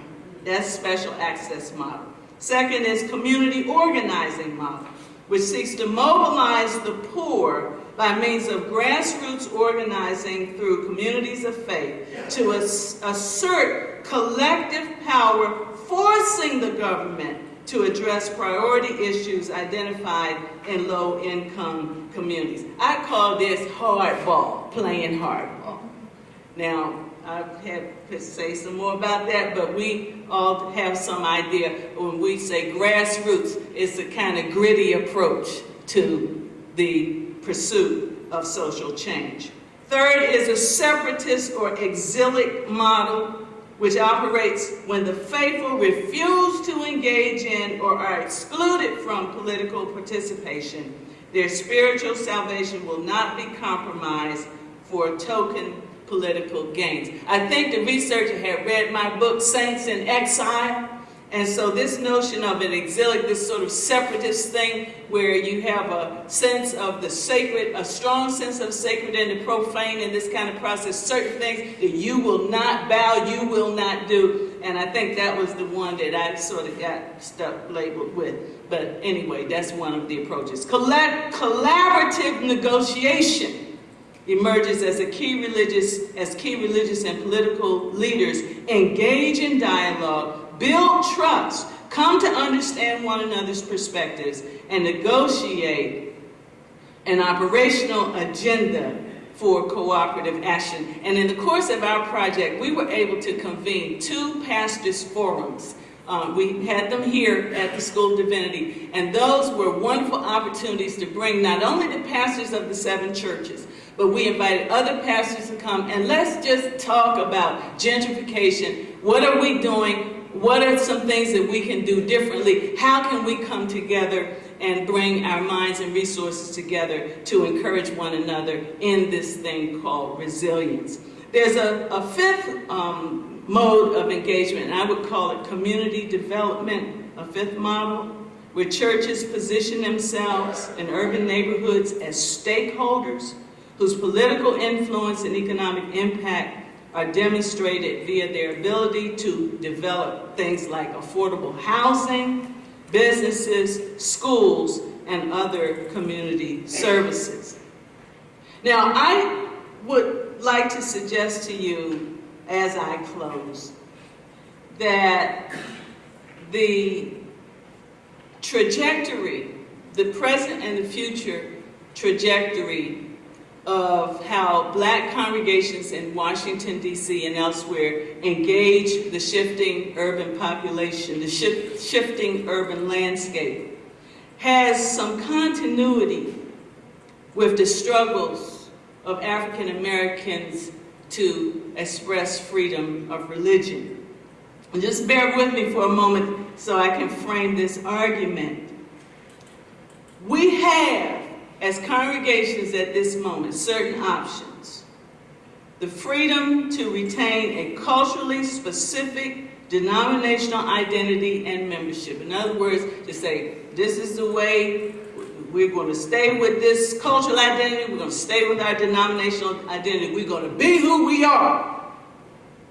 We also have an opportunity, another option, to reconfigure missional and denominational identity to attract a more culturally diverse membership.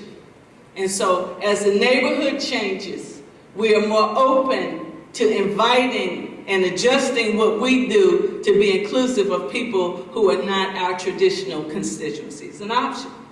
A third option is to relocate to a less densely populated and a more hospitable environment. Now, if you decide that you're going to stay who you are, where you are, as you are, then you have to have a corresponding strategy. You have to fight for your rights and justice using the legal means and political influence if you're going to stay put. You're going to have to do that. If you decide you want to reconfigure, then you have to adopt some variation of this strategy. If you can't beat them, join them. That's the practical, constructive engagement instead of resistance to change. If you decide that you want to relocate or expand to multiple locations, you still have to do some kind of strategic assessment, because the place that you might think is hospitable might not be as hospitable as you think when you get there. So in the old days it was called white flight, and now it's called black flight. But wherever you're flying to, when you land, you got to make sure that you haven't hopped from the skillet into the fire. Each model of political engagement bears on questions of religious liberty. Freedom to continue to rest on our foundations. There is a certain cultural denominationalism. H. Richard Niebuhr wrote a book about this many years ago, The Social Sources of Denominationalism. And to some extent, the black church is a variety of, it is a culturally based, ethnically based denomination. And we have to decide, and when I say freedom, I mean freedom. It's not one is right, it's one is wrong. You just got to decide, what do you want to do? Do you want to continue to be and think of yourself culturally and denominationally? Then that means you have to adopt certain kinds of strategies if you're going to maintain it. If you decide that you are free to forge a new identity, then you will strategize differently for how you do church and who's included and how you reach out to them. If you decide that you do want to move, relocate, go to another place, I call this the agile opportunism. That's the strategy that you adopt. You're agile. You're saying, okay, we don't have to stay here. We don't have to be, we can go somewhere else and we can do something different. That's not necessarily the wrong thing to do, but you just have to make sure that if you're going to move, that you strategize, that you plan, that you study, and you count the cost. In the African American narrative, slaves were never given the right of free exercise of religion.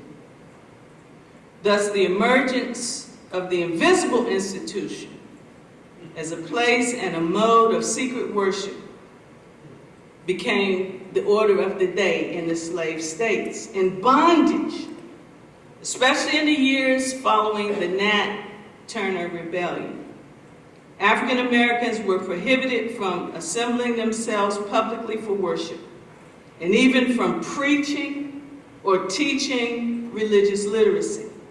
They could sit in the balconies of white churches when accompanying their owners to worship. And some historic black congregations in slave states were organized subject to white denominational scrutiny and sponsorship. But the free and independent worship associated with the folk dances, the sermons, and the spirituals was forbidden.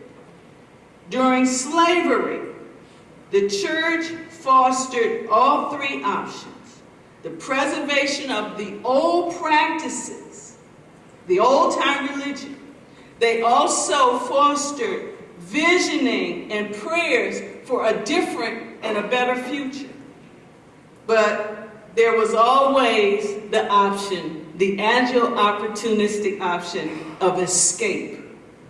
But even escape was facilitated by the Underground Railroad. And the Underground Railroad's infrastructure included churches, not just black churches, but churches of all denominations, or a variety of them anyway. In my view, the current plight of modern urban black congregations responding to gentrification extends the ongoing historical narrative of how African Americans have organized themselves for worship under adverse social and economic conditions. I'm just trying to bring a historical perspective to this. People look at gentrification, oh, what are we going to do? What are we going to do? It is a part of a long narrative. Resistance transformation, and escape are still the key options for Black people seeking to survive the changing demographics of our time and to maintain the integrity of our worship. Thank you.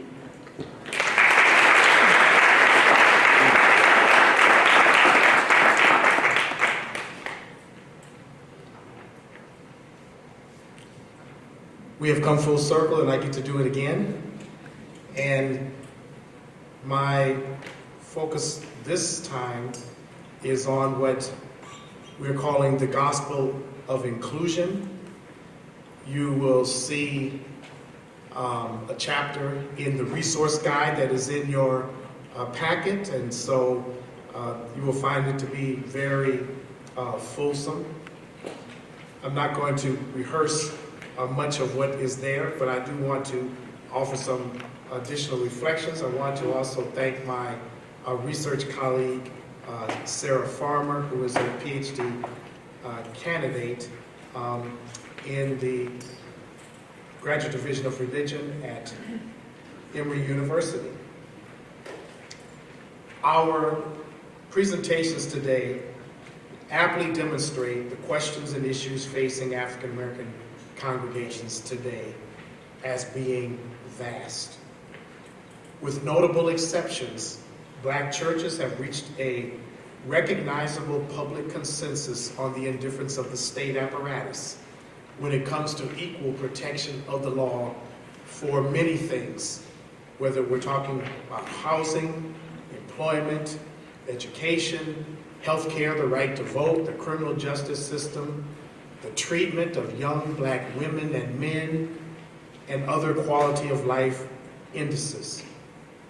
Black churches are increasingly for an increase in human capital and the transformation of society as they decry unjust racist public policies.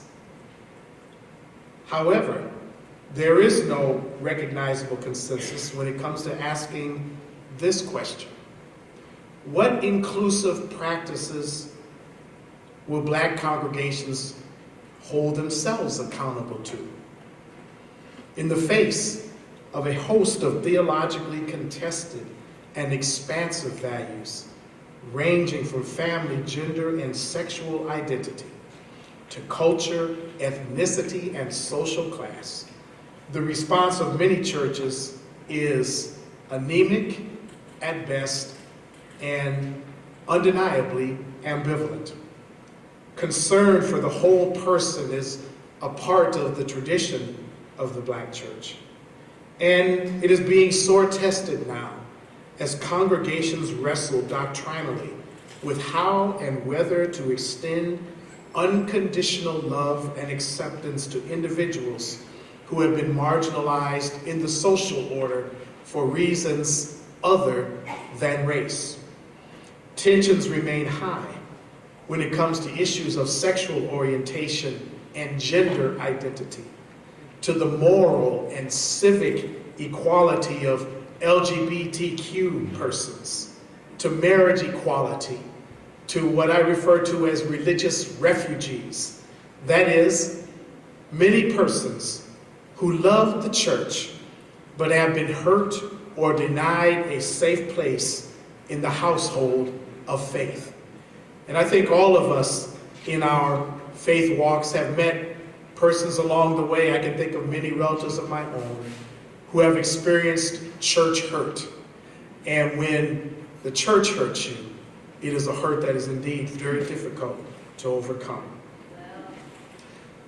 African Americans, having experienced centuries of oppression in the public sphere, from the very beginning cultivated their own healing practices as a testament of faith and desire to critically address issues pertaining to themselves in light of their experience of God. However imperfectly and unevenly, Black congregational life has always been the principal custodian of personal and communal practices of self-love and care. My friend and mentor, Sierra Lincoln, famously said that at their very best, African American churches were and are, quote, the spiritual face and cultural womb of Black America. Included in our contemporary assessment of Black churches today as Black churches as the guarantors of community, are those that practice what I am referring to and what they themselves describe as radical inclusivity, or the gospel of inclusion. Generous, welcoming, and affirming practices of community that spring from the Black Christian tradition, are deeply rooted in the Bible, and represent a growing ecclesial presence if one simply opens their eyes and looks. The sample for this research consists of 4 multi-denominational churches located in the southeastern United States. Victory for the World Church in Stone Mountain, Georgia, pastored by Dr. Kenneth Samuel. Metropolitan Interdenominational Church in Nashville, Tennessee, whose senior servant is Reverend Edwin Sanders. The Covenant Baptist United Church of Christ here in the District of Columbia, led by pastors Dr. Christine and Dr. Dennis Wiley. And the Open Church in Baltimore, Maryland, led by Dr. Brad Braxton. And all of my colleagues from these congregations, with the exception of Dr. Christine Wiley, who is out of the country, are here today. And we thank you for opening the doors of your churches to our research project. The 4 congregations and pastors were deliberately identified for the emphasis on social justice and commitment to what they describe as radical inclusivity. Their definition is telling, for the gospel of inclusion not only welcomes people who are so often marginalized by society into church membership, they further welcome into full participation in the body these same marginalized individuals, fulfilling the ministry, mandate, and mission of the church. In your ETS resource guide on pages 53 and 54, you will find 5 promising practices from our findings. I am not going to rehearse them because you will hear a lot about them in the workshop this afternoon, and so I hope that you will take advantage of that. But please be sure to note them. The first practice is mission-oriented. Congregations must understand their mission and know it is consistent with a theology of inclusion. Secondly, have worship-oriented practices that reflect that mission. Thirdly, in your formation practices, religious education, and more, make sure that this also is consistent with practices of inclusion. Fourth, ethical and theological practices. Allow the core theological and ethical values to influence how a congregation will also engage not only itself, but the local and global community. And then fifth, a social justice ministry-oriented practice that is ready to engage the world, not only to embrace marginalized populations within the sanctuary, but to then go out and speak against issues that are contentious in the social order for the common good and for the grace of God. All the participants in this study, laity and clergy alike, talked extensively about their personal and collective commitments to embody the Christian faith as they believe it is supposed to be lived in church and society. All of these congregations provided historical and theological literature, including or indicating the gospel of inclusion as they experience it does not ever hinge on a single issue. That last sentence bears repeating. The gospel of inclusion is not a single issue form of practice, but supports and extends historic core practices in Black churches of love, justice, and equality in the African American struggle for human rights. Today, radical inclusion is almost exclusively equated in some church circles with the call to love persons who are LGBTQ. Yet these 4 congregations that have been a part of our study have a much longer and more grounded view of their sacred faith system and practices. They have an intentional embrace of marginalized people in the household of faith that is not only respective of same-gender loving people, but also the formerly incarcerated, persons living with substance abuse, or enduring the ignominy of HIV/AIDS. These and so many other marginalized populations are at the heart of the good news for these congregations. Now let me be clear. Issues of sexuality are at once a hallmark and a hot button for these congregations. At the same time, the theological principle of inclusion constitutes a multitude of other theological and social issues. It always has, and it always will. Covenant Baptist UCC's legacy of inclusion began in 1969 with the Reverend H. Wesley Wiley, father of the current co-pastor, who was called to Washington, D.C. to serve an all-white Southern Baptist church experiencing decline in a transitioning neighborhood. Over time, and with considerable depth and complexity, that same congregation has moved not only to embrace issues of race, but gender, sexuality, and social class as a part of its radically inclusive witness. The story of victory for the world is also one of inclusive evolution, grounded in a broadening process of transformation, personally experienced and prophetically embraced by its founding pastor, Dr. Kenneth L. Samuel.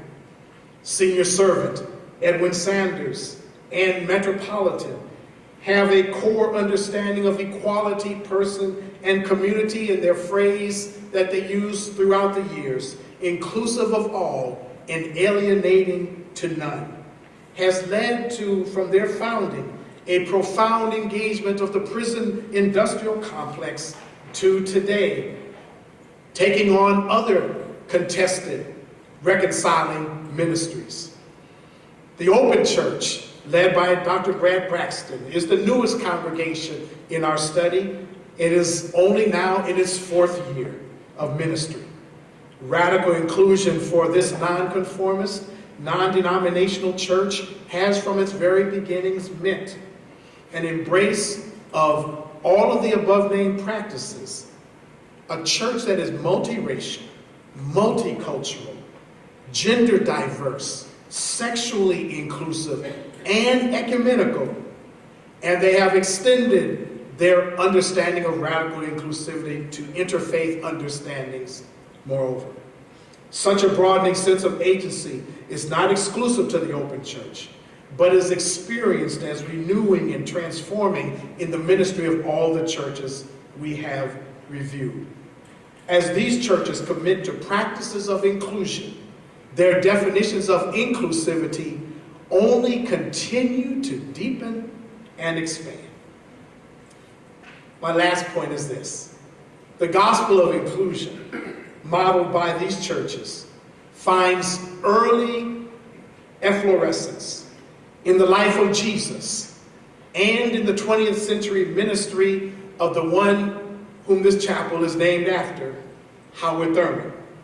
Howard Thurman served as minister of the university's Rankin Chapel and later became the founding pastor of San Francisco's Church for the Fellowship of All Peoples.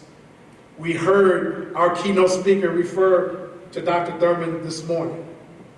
And what was so telling in all of our interviews with the pastors of these 4 congregations is that all of them, without exception, identified Howard Thurman as an inspiration and exemplar for their own work.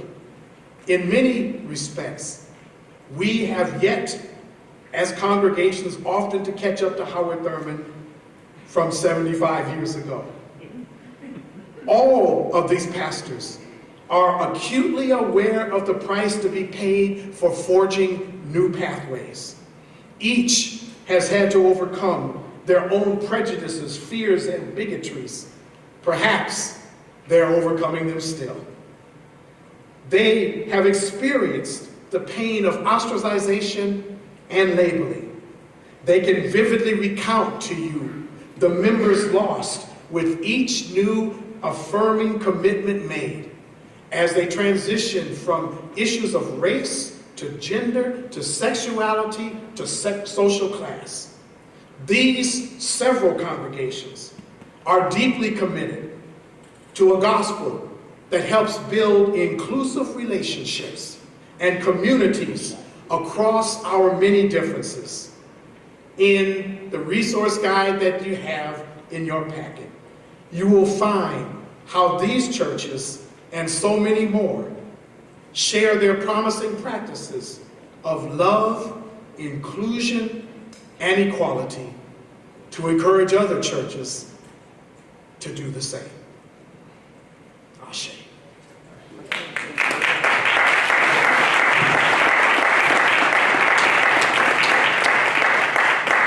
I want to thank all of the panelists for your fine remarks and summaries on this monumental project that has taken place among us.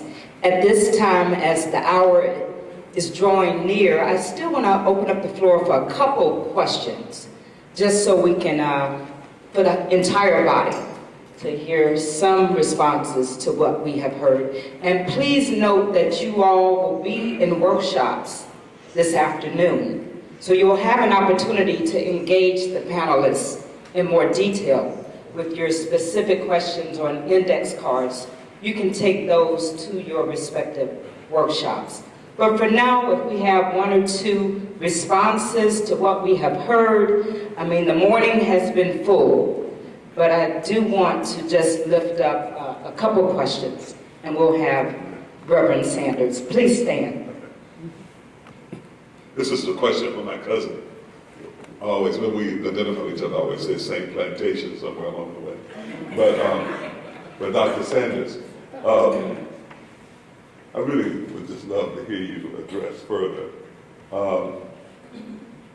I don't preach prosperity theology, but I practice it. I just wonder, because I struggle with, I think, somewhere similar to this, especially when we talk about economic development and the things we have to do to save our place, hold our place in community sometimes. Just how does that translate into, how do you deal with that in terms of translating what so often represents the contradictions when it comes down to what it means to say, if you can't beat them, join them.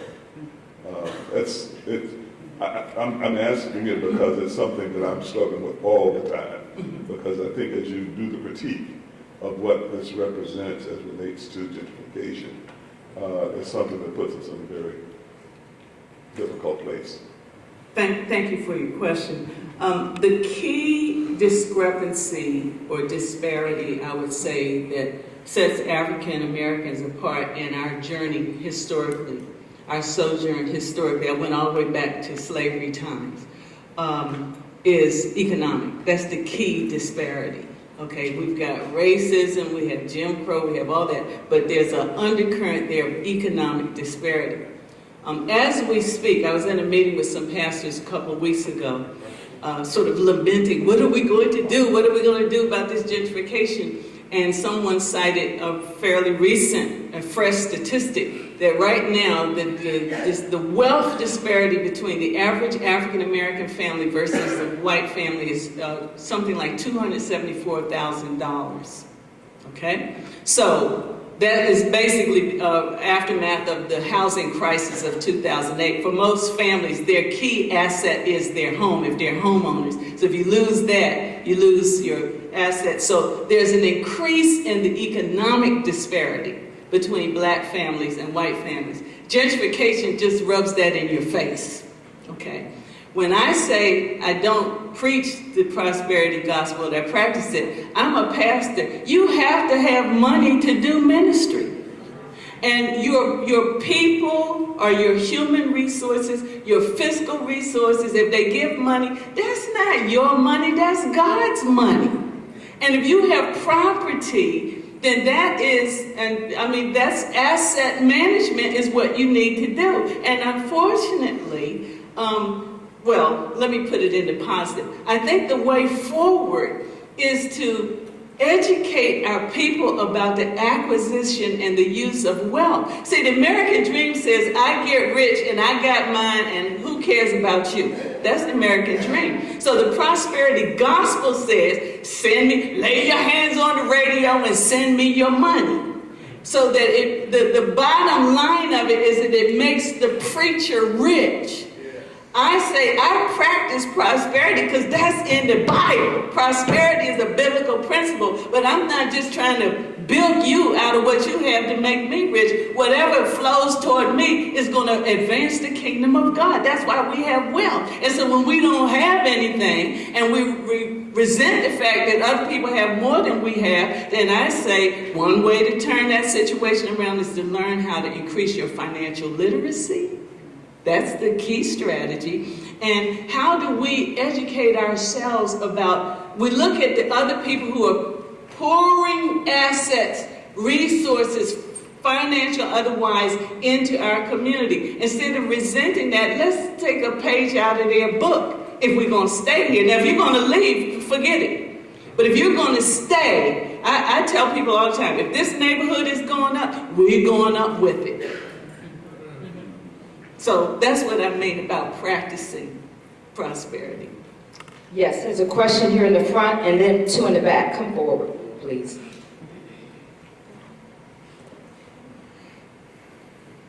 Thank you.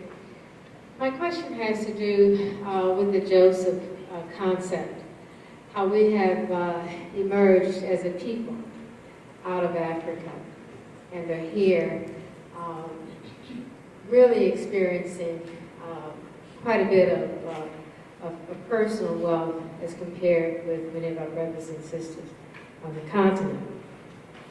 And my question is, what are the implications of the Black church here in America when it comes to missions on the continent, the outreach there, also humanitarian endeavors where we perhaps sometimes cause a dependency kind of attitude, and also in terms of salvation and spreading the gospel as we know it here, when there are other traditional practices on the continent.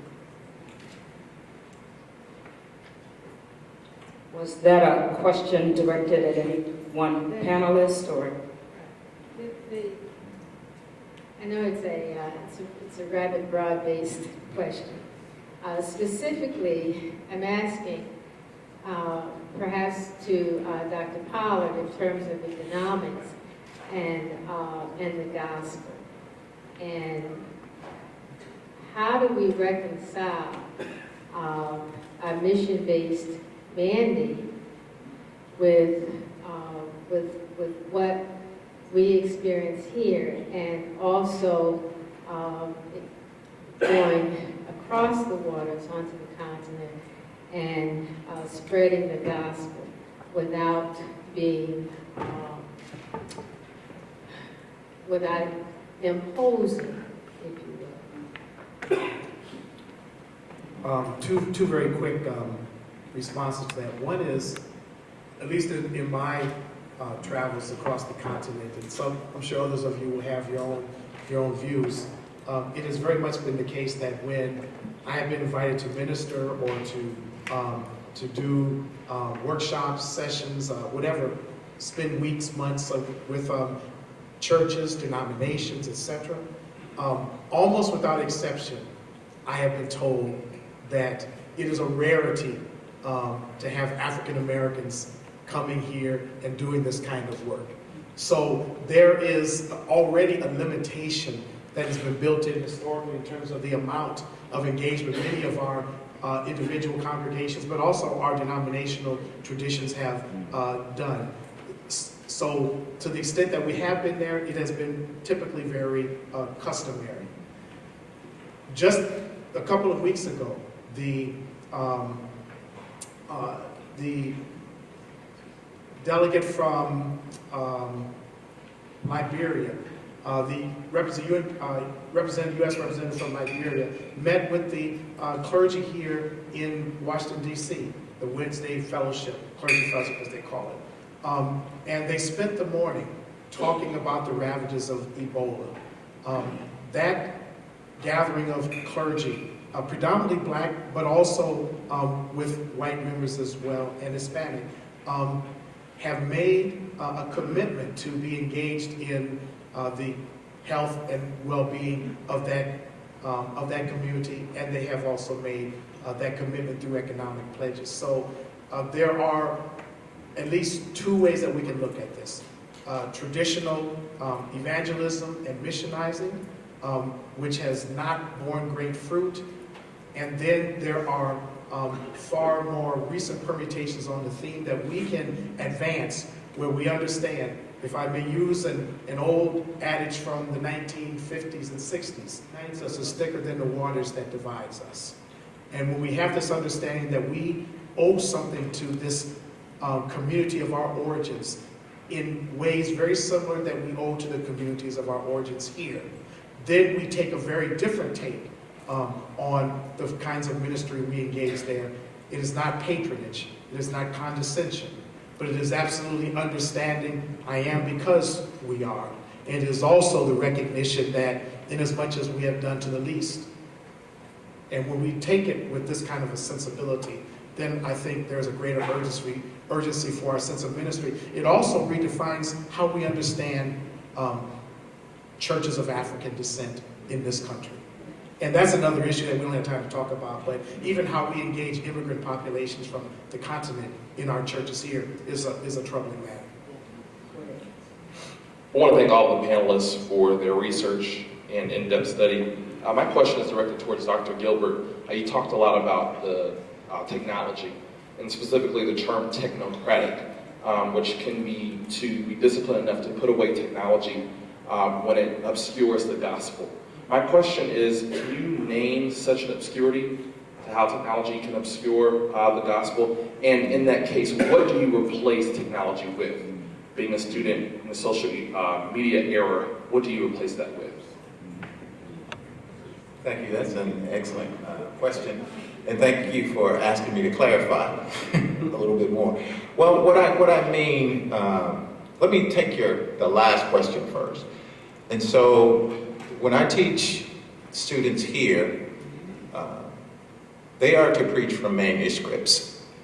I think it's important to be a scribe before one goes off into extemporaneous speaking. And so while it is very customary to see iPads and being used in pulpits today, there's something gained, but there is a great bit lost.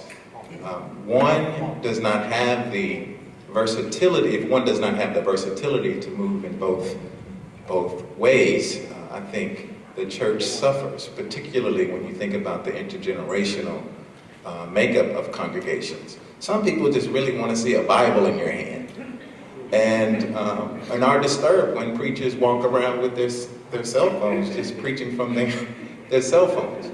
I think we have to be mindful that just because something works for us in an innovative way does not necessarily mean it resonates with those persons who have no idea what you're doing. And so having said that, students in my preaching practicum class, they preach twice, but they give a sermon delivery, kind of a presentation on either one of the sermons, the New Testament sermon or the Old Testament sermon. And so while I require them to preach using a manuscript for the first two sermons, they are at liberty to preach from whatever device, an iPad, no notes, or what have you, in a sermon delivery workshop, because I think that having that versatility goes a long way, particularly as a church and preaching takes on new forms. The first question, kind of losing sight of it, but what But what I would say is that when parishioners are not encouraged to bring Bibles to church, seldom do they come home to actually sit with the text and reflect on what is being said, what has been said from the pulpit. I think you have to encourage the use of both. Another way of being technocratic is to really say, okay, my iPad is going on the blink, or something has stalled the worship service from moving in a progressive way. Do I have any idea of what I'm going to do based on a technological glitch? And so I think the preacher has to be in conversation with the parishioners and also other preachers to see how they have also managed such circumstances. Thank you, Dr. Gilbert. We only have a couple more minutes. There's one question here. Any more questions out there in the audience? First of all, thank you to everyone, including the panel. My question's about discipleship. So today we talked about economics, we talked about relationality, we talked about the word, and we talked about the community in regards to gentrification. And with these issues of social activism, where do we partner? How do we partner to talk about discipleship? Because yes, we can go to our representatives, we can use community organizing to bring about change. But at the end of the day, as a church, we're about talking about what does it really mean to love your neighbor? What does it really mean to actively engage the kingdom of God that is present with us today? So that's my question to the whole panel. Thank you. In the Detroit study, that was the starting point for ministry, period. It was not social activism, it was not social justice. Social activism, social justice programs fit under that broad category that I mentioned. We don't have that, but we do it. And so there were a number of relationships that Reverend Wells and I had the opportunity to observe in Detroit that would reflect what most traditional Christian congregations would consider to be discipleship. Even when, for example, one congregation is very heavily involved in getting men who have returned from incarceration into the workforce. And so there is a strong emphasis on identifying jobs, job training, job placement, partnerships with other organizations that do that kind of hard work that none of us is trained to do in seminary. But at the same time, the role that the pastor or the leadership of that congregation played in that particular transition from the Michigan State Correctional Department of Corrections into the workforce was one of discipleship. Making sure, I'll just quote from one of the conversations with one of the pastors. Now, he said, now what this guy doesn't realize that I'm sending over to this job is that he's Jackie Robinson. And that whether or not he makes it on this job is not about whether or not he's going to eat, but whether or not I'm going to be able to create a pipeline to send more guys who are coming home into this plant to work. And so that means he's got to be sober, that means he's got to be clean, that means he's got to be responsible. And so my role is to get close enough to him to be in a relationship of accountability with him, so that as he makes his journey, that when he has those rough patches where he's tempted to go back to an old lifestyle to handle a stress issue, I'm there. And the same pastor made a very telling statement. He said, the problem is that most of us in our discipleship ministries aren't willing to get close enough to be hurt. That in real discipleship, you empathize with the individual that you're moving through the system or moving through the situation to the point where if they fail, it hurts them and it hurts you. He said, my role is to get close enough to be hurt, so that if it doesn't work out, I go home with the struggle. I don't just go home and say, well, it didn't work, or I write the person off based on their circumstance. So it's really about recreating the social capital. This is in the church where the requirement is for church leadership to live in the neighborhood, so that there's access beyond the program level in order for ministry to take place. Any other responses to that? So at this point, we'll draw this morning's session to a close, and I want to just take a moment again and let us all thank our panelists for very fine, open. And I invite Dr. Velma Love to come forward now. This is the project director. She'll give directions on lunch and the afternoon workshops. Thank you. Good afternoon. Welcome, everyone. So good to see all of you here. And thank you for being such an attentive audience. Nobody's getting up and storming out or anything. That's great. So I want to direct your attention to the schedule for the remainder of the day. We are running a little behind schedule. It is important that we complete the workshops as scheduled. We have to be out of this room before 4 in preparation for the 6 p.m. Production tonight. So, number 1, your evaluations. You have an evaluation form, please complete that. Make sure you give it to the volunteers in the back. We have ushers who have a blue ribbon on their name tag. They will be collecting the session evaluation forms. This is really, really important for our funders, an assessment to document the fact that we did what we said we were going to do. So please complete your evaluation form for the morning session, leave it in the back, and then whatever workshop you are in, there will be another evaluation form which we will ask you to complete before you leave that workshop. The registration room downstairs continues to be open as a hospitality suite. So if you have any questions, if you need assistance in any way, feel free to stop in that room, the Reed room on the first floor, which is now the hospitality suite. If you will be attending the production tonight, and I encourage you to do that, make sure that you have your ticket in hand and that you are seated at 5:45. We will start promptly at 6. So if you know of individuals who have reserved tickets, all of you who registered for the conference, you have a reserved ticket, but make sure that you have that in hand and that you enter before 6 p.m. If not, the doors will be closed and then you'll have to wait. You don't want to miss anything. Okay. Lunch locations. Now we have boxed lunches in 3 locations. Dr. Love. We have lunch in 2 locations now, the dining hall and the Pratt room, which is right behind us. The dining hall is located on the lower level. You need to take the freight elevator all the way down to the basement.